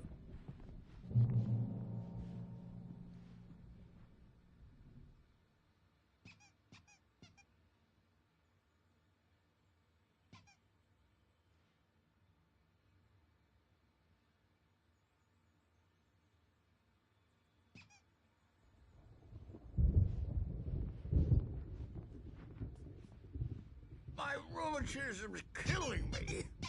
There's a storm coming. Oh, what a storm. I hope it wipes this place off the face of the earth. And these two are the Anderson brothers, Odin and Tor. They had how should I put this? A heavy metal band in the 70s and 80s called Old Gods of Asgard. They even adopted new first names to complete the image of Viking gods. After the band broke up, they lived on a farm nearby. They are, well, in advanced stages of dementia. They're well cared for, TLC and all that. There's nothing more that can be done. I'm afraid that the rock and roll lifestyle has left its mark. Oh, that won't do. I'm so sorry to cut this short for now, Alan. The power has been acting up. I'd better go check on it. We'll continue this soon. Meanwhile, when you feel up to it, return to your room and try to write. It really is for the best. Don't you think?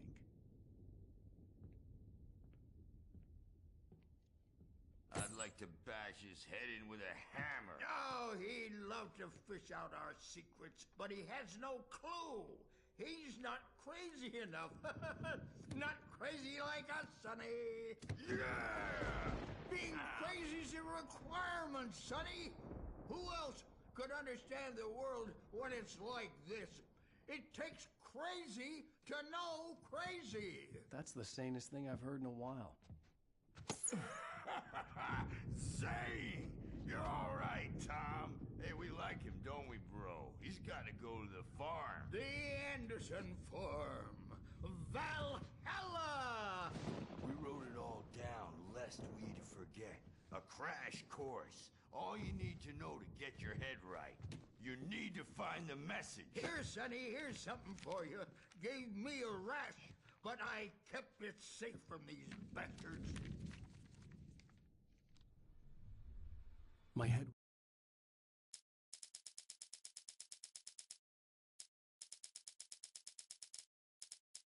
Zane could feel the poems, taking form, shaping things. As he experimented, he imagined he could almost feel the power surging through the keys of the typewriter. It exhilarated him. But there was fear, too. If not for his young assistant Emil, he would have given it up. But Emil convinced him otherwise. He too had a way with words. It was clearing up. Or according to Hartman, I was sinking back into the fantasy. I was convinced he was lying to me about everything. Crazy or not, the Andersons made more sense. Good thing he's not overreacting or anything. Well, he's the boss. I may need a hand here later on, Birch. The storm's bound to make you-know-who jumpy. You know how they get. Gotcha. The doc's got me looking after Wake here, but holler if something's wrong. I'll do that. Hartman had mentioned that the power had been acting up. Maybe that was the reason for the generator and the work light on the balcony. The generator hadn't been activated, and there was no key. In this cabin, have been for days, but it's always dark outside. My editors are being She's not human. It's not human. A dark presence is wearing the old woman's face. She was covered in clinging shadows. There's a hole in her chest where her heart should be. Why don't you humor Dr. Hartman and give the writing a shot, huh? I think I've made Typewriter's a in your room. mistake. I don't think you I'm can any get to your closer room saving by those this. stairs, Wake. He's been lying to me, using me to get the story at once, and the story will come true. The white glare of the blank page in front of me hurt my eyes. My hands began to shake uncontrollably. Everybody, calm down. Put that down. Bert, I need help. Hey, Wake, you stay here. I'm gonna go see what's up. You just keep doing what you're doing. Be cool, okay?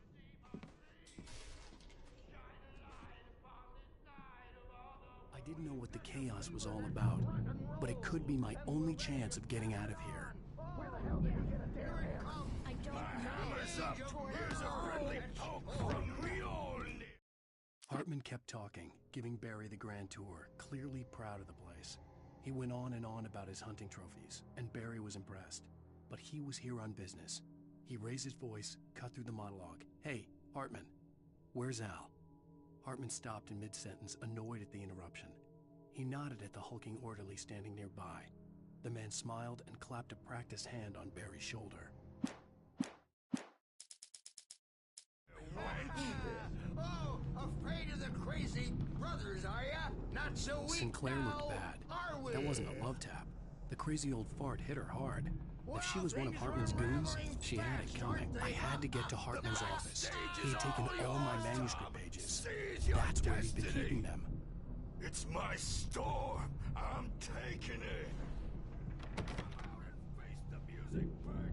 It's time to pay the piper. We're on a comeback tour, baby. Let me out of here! Hartman, do you hear me? I'm gonna sue your crazy quack ass to Barry? death. Ow! About time! Seriously! Do you Man, have any I'm glad idea to how see much you. trouble you're in? We need to get to I am Hartman's famous. office. I represent a celebrity. They'll be looking for me. Oh, that's how you want to play it? Is that how you want to play it? Really? Okay, that's how we'll play it. It'll be hardball. All the way, jerk. Seriously, man, I'm willing to forget the whole thing if you let me out now. Just let me out! Hey, you think I can't hear you out there? I hear you just fine. What, is this how you get your kicks, Hartman? I knew you were weird. You got this weird guy look. If you're one of those nurses, I'll double what he's paying you.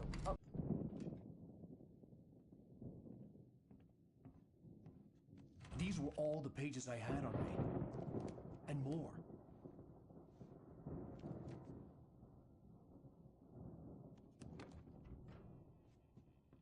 Alan, please.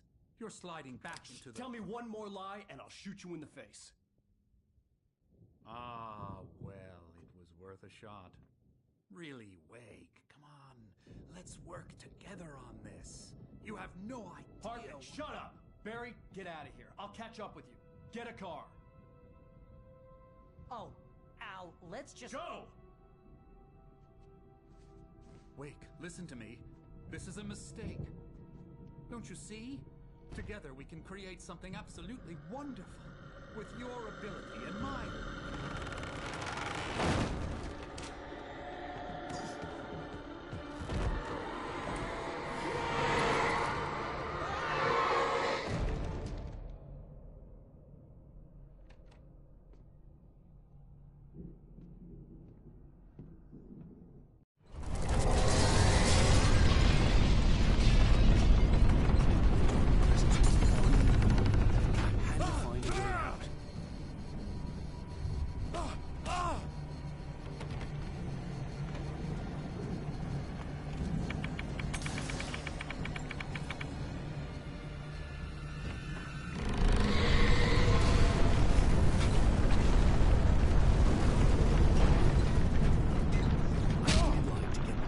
Bookshelves out of my way.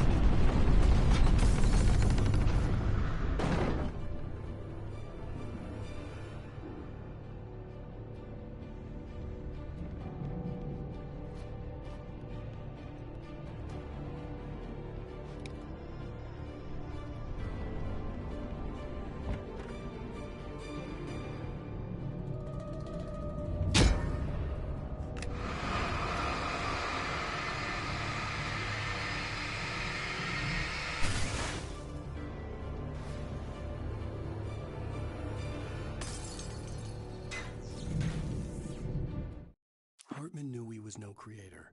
He had no ambitions on that front. And he certainly didn't want to end up like every artist he had worked with here, damaged in ways that were hard to describe, or worse. It was enough for Hartman to maintain creative control and provide direction, to be a producer. That was what most of these people were in need of anyway. Of course, suitable subjects were few and far in between.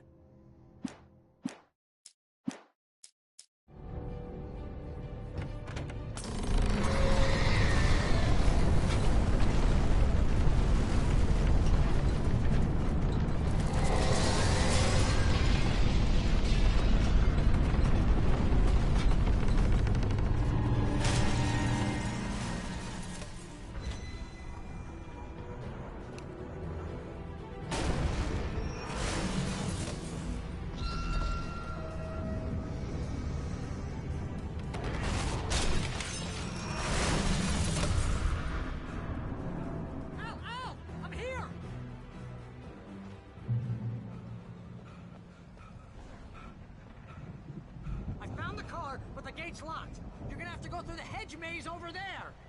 Barry, I don't have a light. Take this, Al. Oh, God! Look at the house, Al!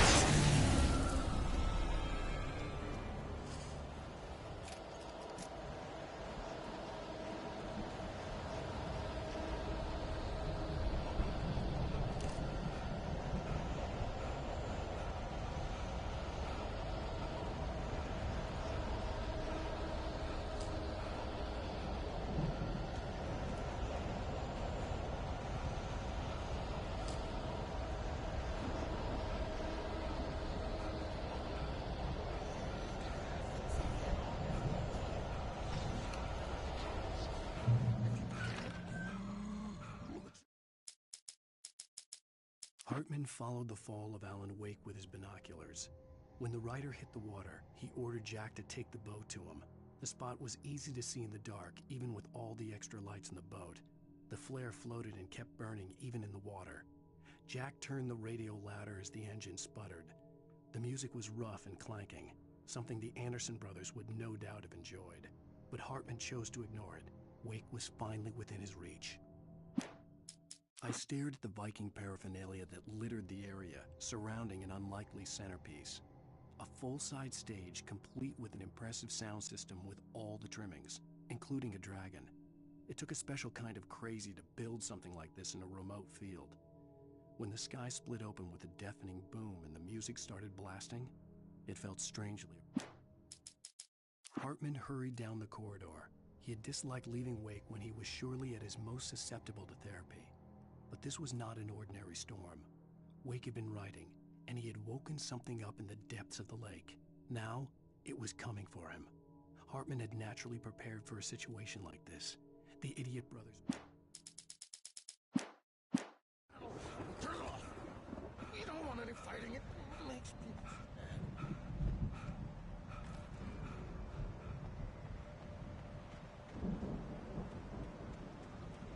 You get 2 pills in the morning, and then you'll be nice and cold. You get 3 pills in the evening. You'll sleep like a baby.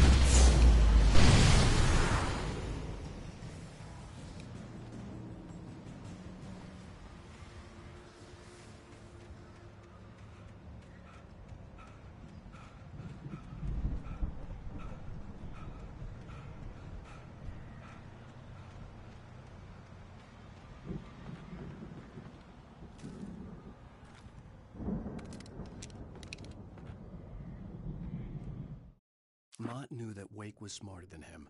Wake had more money, a beautiful wife, everything. And Hartman said Wake was important. That made him better than Mott. But Mott was calling the shots now. He'd expected Wake to whimper and grovel, but instead, he seemed willing to fight. Mott knew he'd gotten under Wake's skin. If only Mott actually had his wife. The thought made him shiver.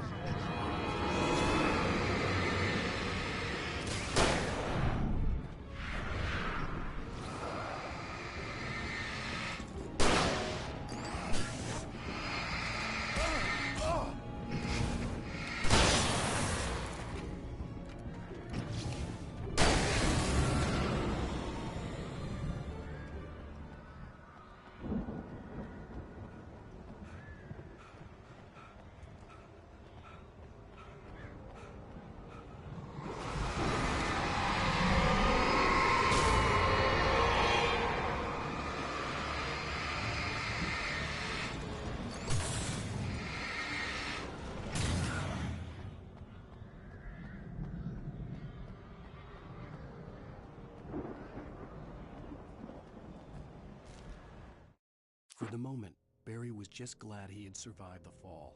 He had been separated from Al, and there was no easy way to climb back up. He told himself he'd be okay in the gloomy forest at night. He would just have to wait for a while for Al to find his way down. Barry turned when he heard the heavy footsteps and saw the movement. The man-shaped shadow lunged at him from the bushes, an axe held high. Barry screamed and threw up his hand. The world exploded.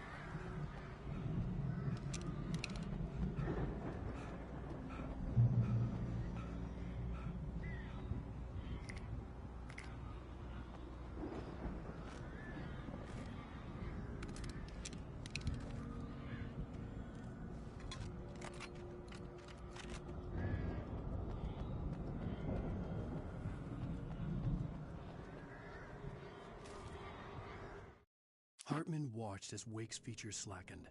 The man was bullheaded, no doubt.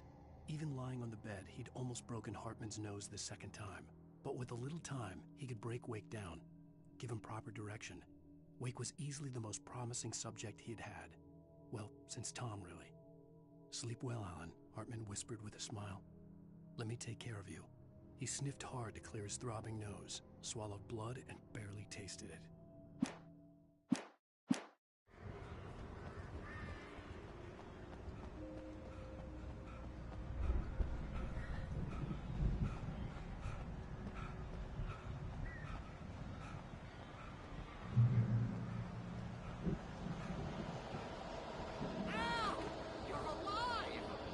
Let's get out of here. Can you open this gate?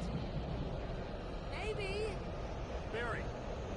Well, I slammed it shut when the Nasty showed up, and the key fits kind of loose in the lock, so, Barry! I'll find it! Don't worry about it!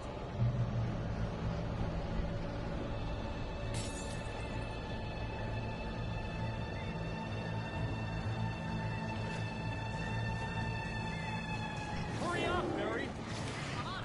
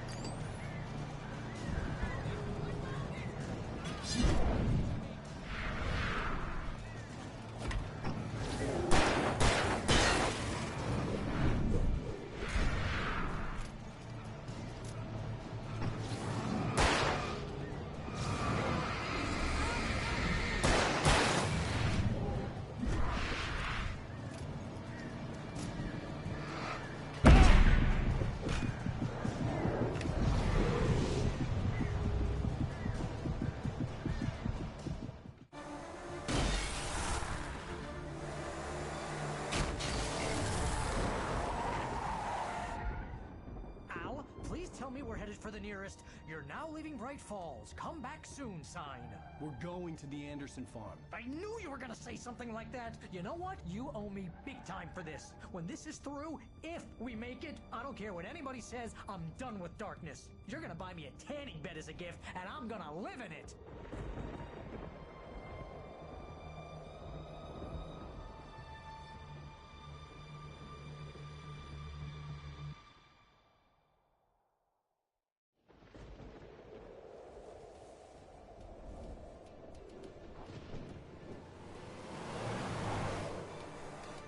I'm crazy, but that's fine, Barry.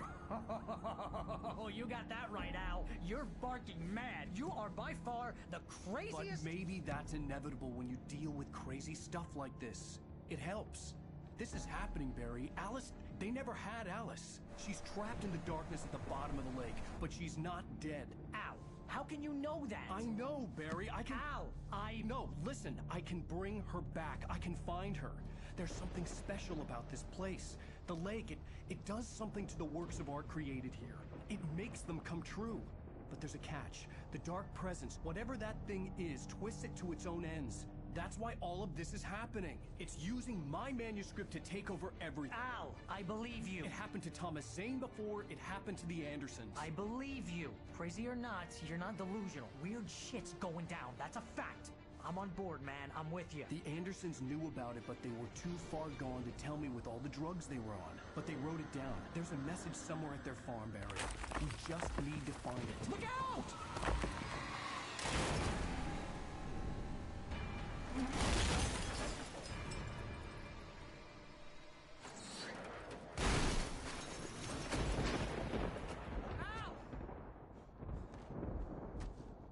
God damn it, Al, talk to me!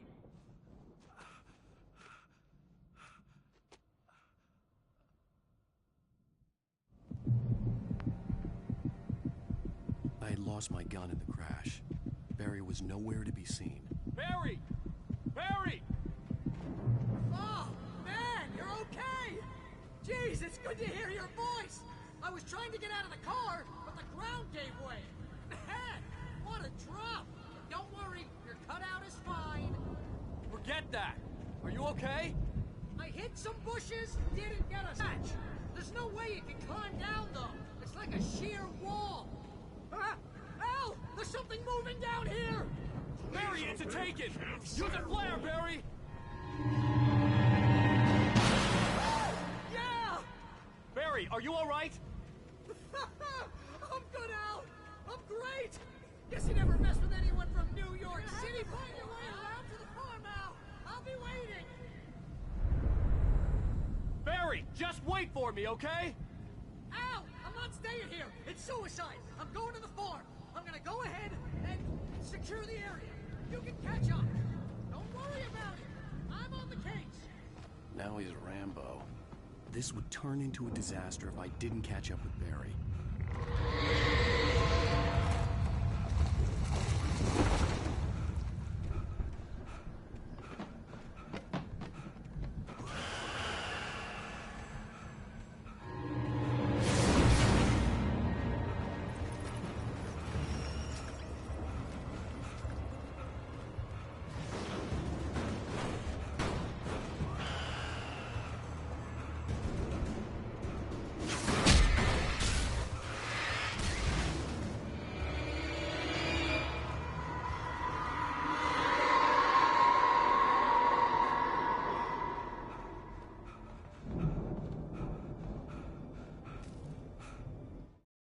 When he stopped the car at the Anderson farm, Walter felt relieved. Oblivion was close at hand. The brothers wouldn't miss a jar of moonshine or two in the booby hatch. But then he saw the man on the porch, and he knew who it was. Driving for his life and knowing it was useless, he didn't realize he was crying until he couldn't see the road for the tears.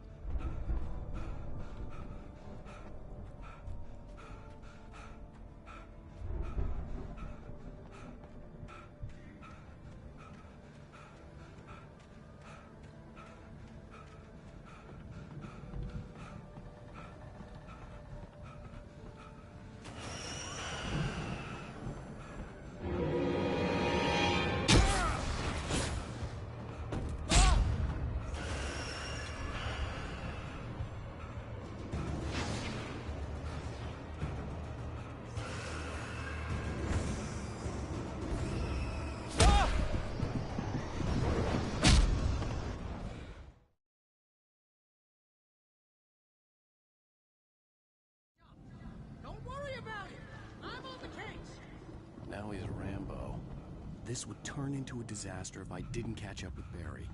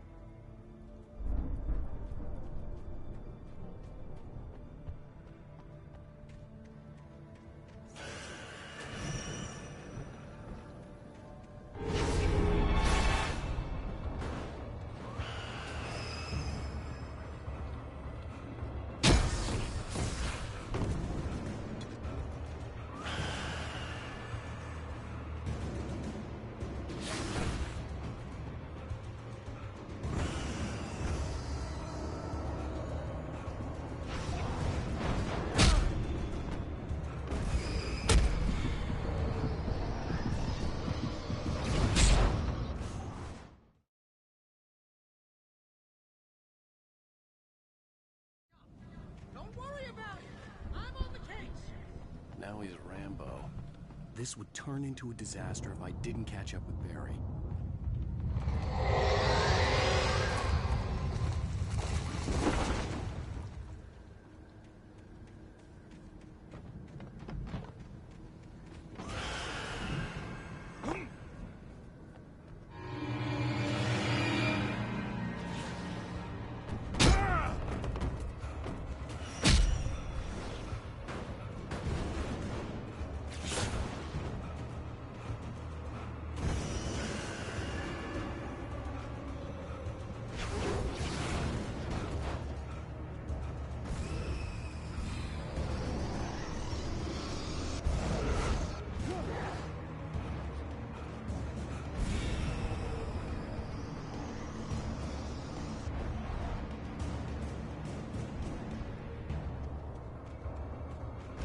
Shadows crawled over the gate.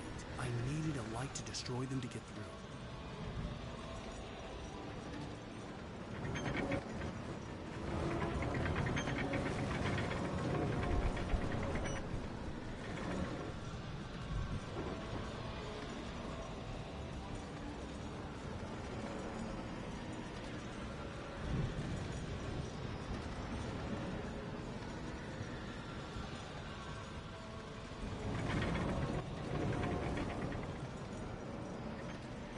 I hoped there'd still be a working generator somewhere around here to power up the old lights by the gate.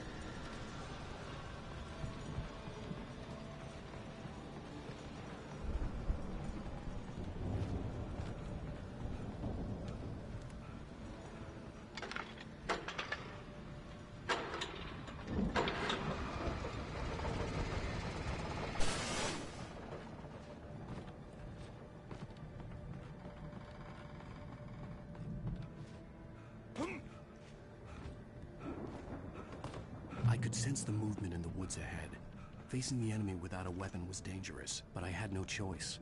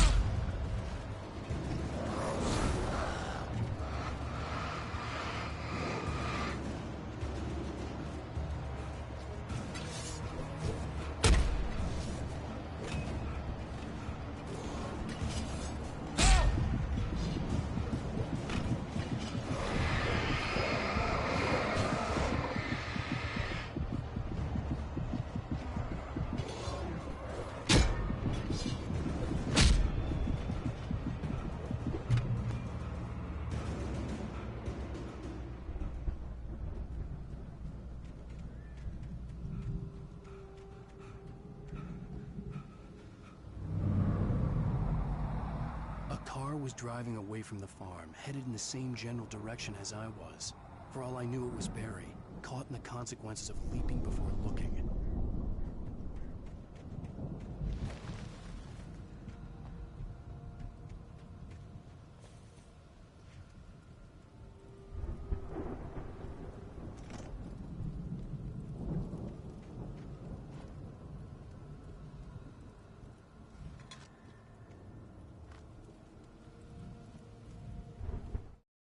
Agent Nightingale stared at the passed-out rider.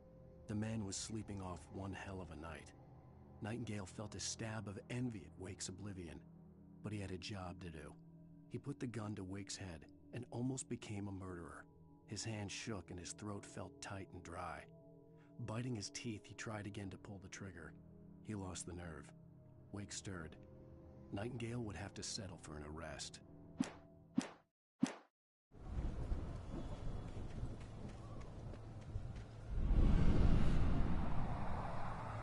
The car was heading for the cabin up ahead. It wasn't far. If it was Barry, I would see the damage soon.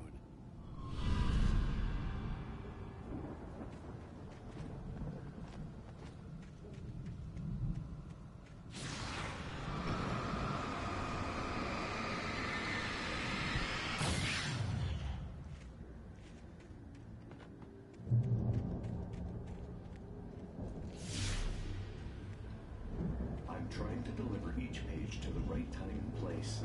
I'm trying to show you how the story goes. I had seen glimpses of light before. The dark presence followed the choreography laid out to it in the manuscript, growing stronger and stronger, moving like a storm from one scene of destruction to the next. But it was still bound to follow the story and chained to the dark place it came from. When the story reached the end it longed for, it would finally be free. In my dream, it was a strange spaceman or a diver in a bulky suit. He was the one who'd been placing the pages on my path.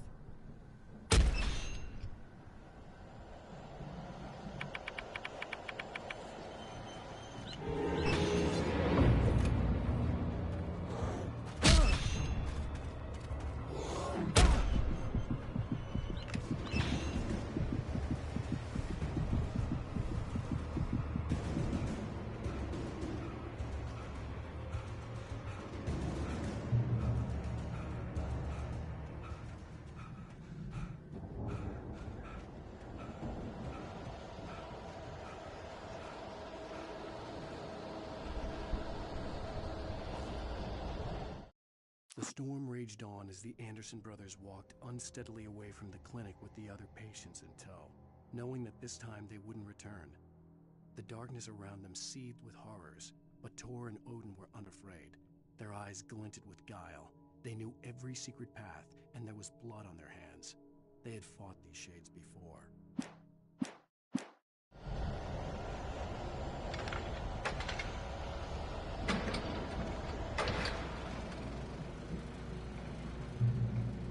Someone had left a gun behind. Now I had a fighting chance of reaching the farm.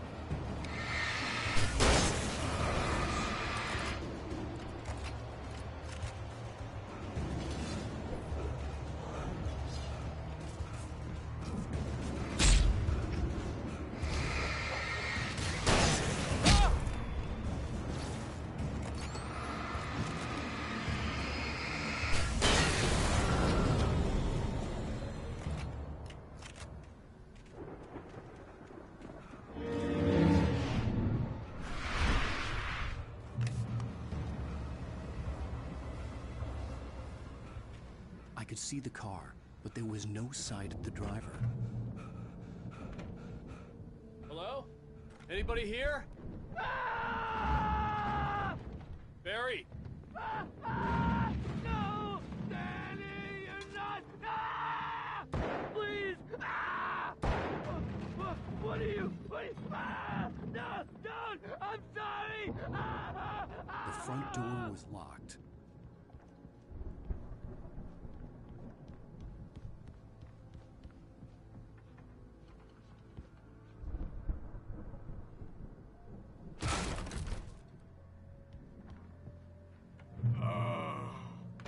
I know you. You were in jail the other day. I went to the farm again for the moonshine, you know? It makes you see. They're not gonna miss it. They're in the loony bin. My buddy, Danny, I lost him. Something's gone wrong with him. It's not him. Like a real... I've run through every possible course in my head. If I continue like the Dark Presence wants me to, the story I'm writing won't save Alice. It's a horror story, and it's going to kill her, and me, and everybody in this town. No one will survive. Darkness will consume everything. This is what it's wanted all along. It will be free, unstoppable. It used Alice to get to me, dangled her in front of me to keep me going. It was never going to release her. I'm going to change this. I'll escape. I've written myself into the story. I'm now the protagonist. This feels like a terrible risk, but it's the only way to save Alice. I'll be bound by the events of the story just as much as anyone else who's been woven into it. The story must stay true for this to work. There have to be victims along the way, near escapes, cliffhangers. In a horror story, it can't be certain that the hero will succeed or even survive. He almost has to die. I'll write my own escape into the story next. I need help. Zane's going to be the one who'll help me. I'll make it happen.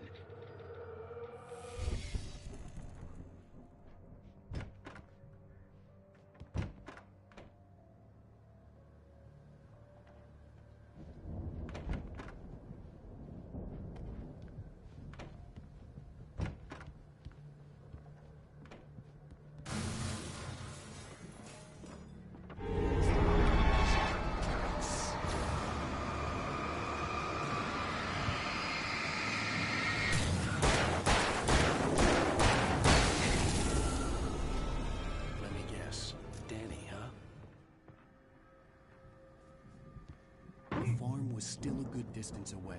I'd need a car to get there fast. If Barry wasn't up here, he was probably in trouble down at the farm. For a moment, I felt bad for doubting him. After all, I'd made it this far myself. But Barry was Barry.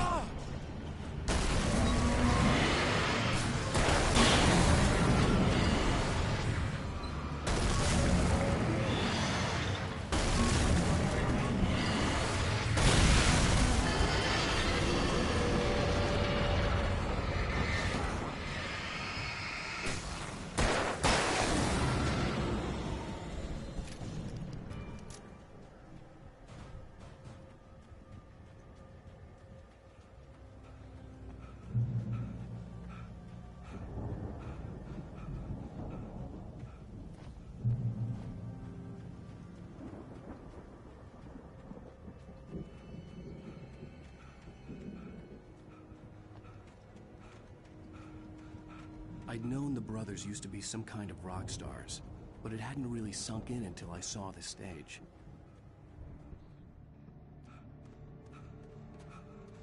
Al! Run! Incoming! There's too many of them!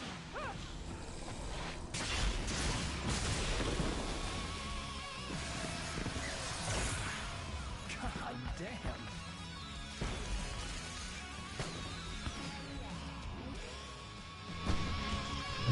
I'm so glad you decided to go it alone, Mr. Bronson. Shut up and shoot! Ow! We have to fight them off! I can set off one of the fireworks from here and help you out!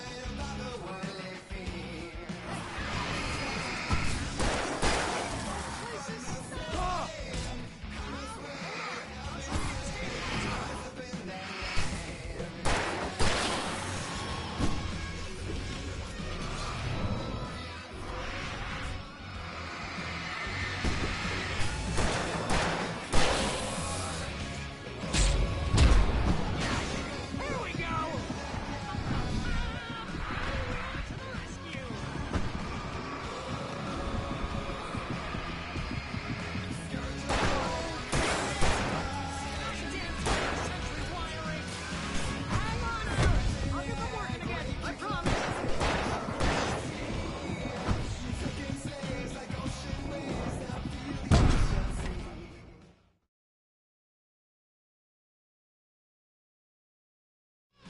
I'm so glad you decided to go it alone, Mr. Bronson.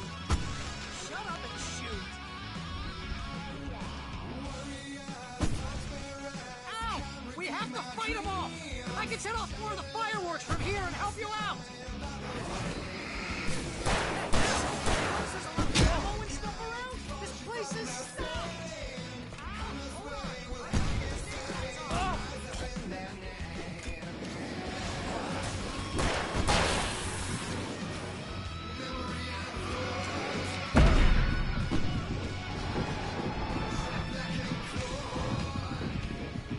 Yes!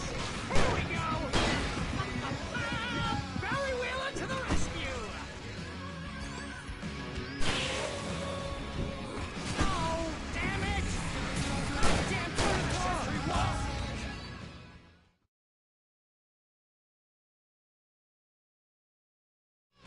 I'm so glad you decided to go it alone, Mr. Bronson.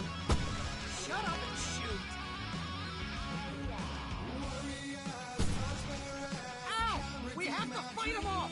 I can set off more of the fireworks from here and help you out! Hey, ow! You know this is a lot of ammo and stuff around?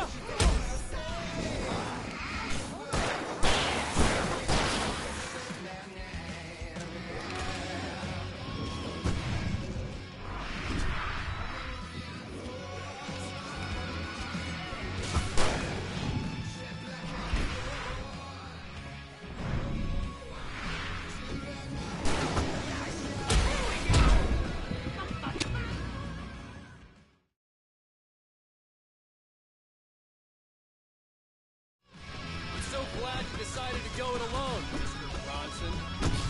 Shut up and shoot! Ow! We have to fight them off! I can set off more of the fireworks from here and help you out!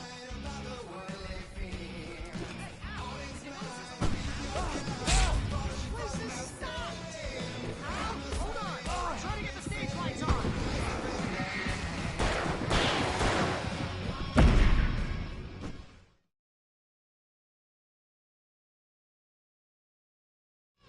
I'm so glad you decided to go it alone, Mr. Bronson.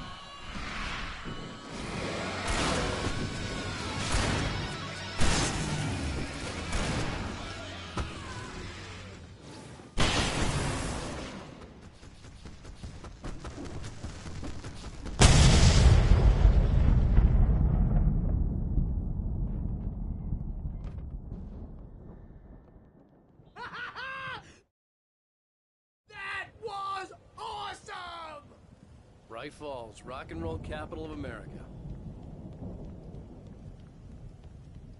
Hey, Al! This way to the farm!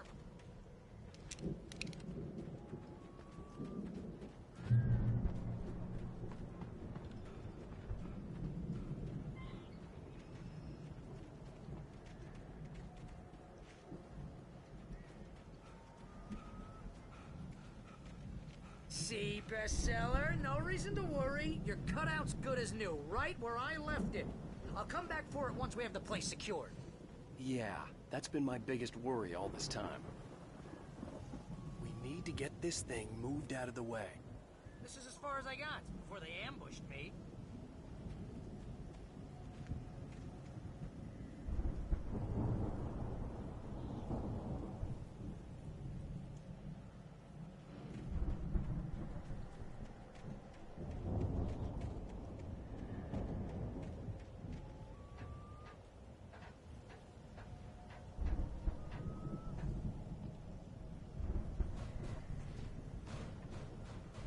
Hey, I think Alanwoke here has something to say. What's that, Al? Ooh, I'm Alan Wake. I'm always right about everything. And if I don't get my way, I'll sulk all day long. I'm always intense and moody. It makes me very attractive and mysterious. Wow! You look at that thing, Al! They really went all out with this Viking crap, didn't they? Look at all this stuff. They must have done okay for themselves, so... Sleep. We all spend a third of our night dreams in the springs. soft embrace, Man, somewhere what's that between memory? fantasy and Hey, oblivion. remember when I got you that gig? But Your dreams first are real always writing job. What got you started? Was this one of your episodes? It's 1976. Madness reigns at the Anderson farm. Contrary to all logic, the headiest ingredient of their moonshine is unfiltered water from Cauldron Lake. The Andersons feel like gods. Odin can't stop laughing. He contemplates cutting his eye out. Tor runs across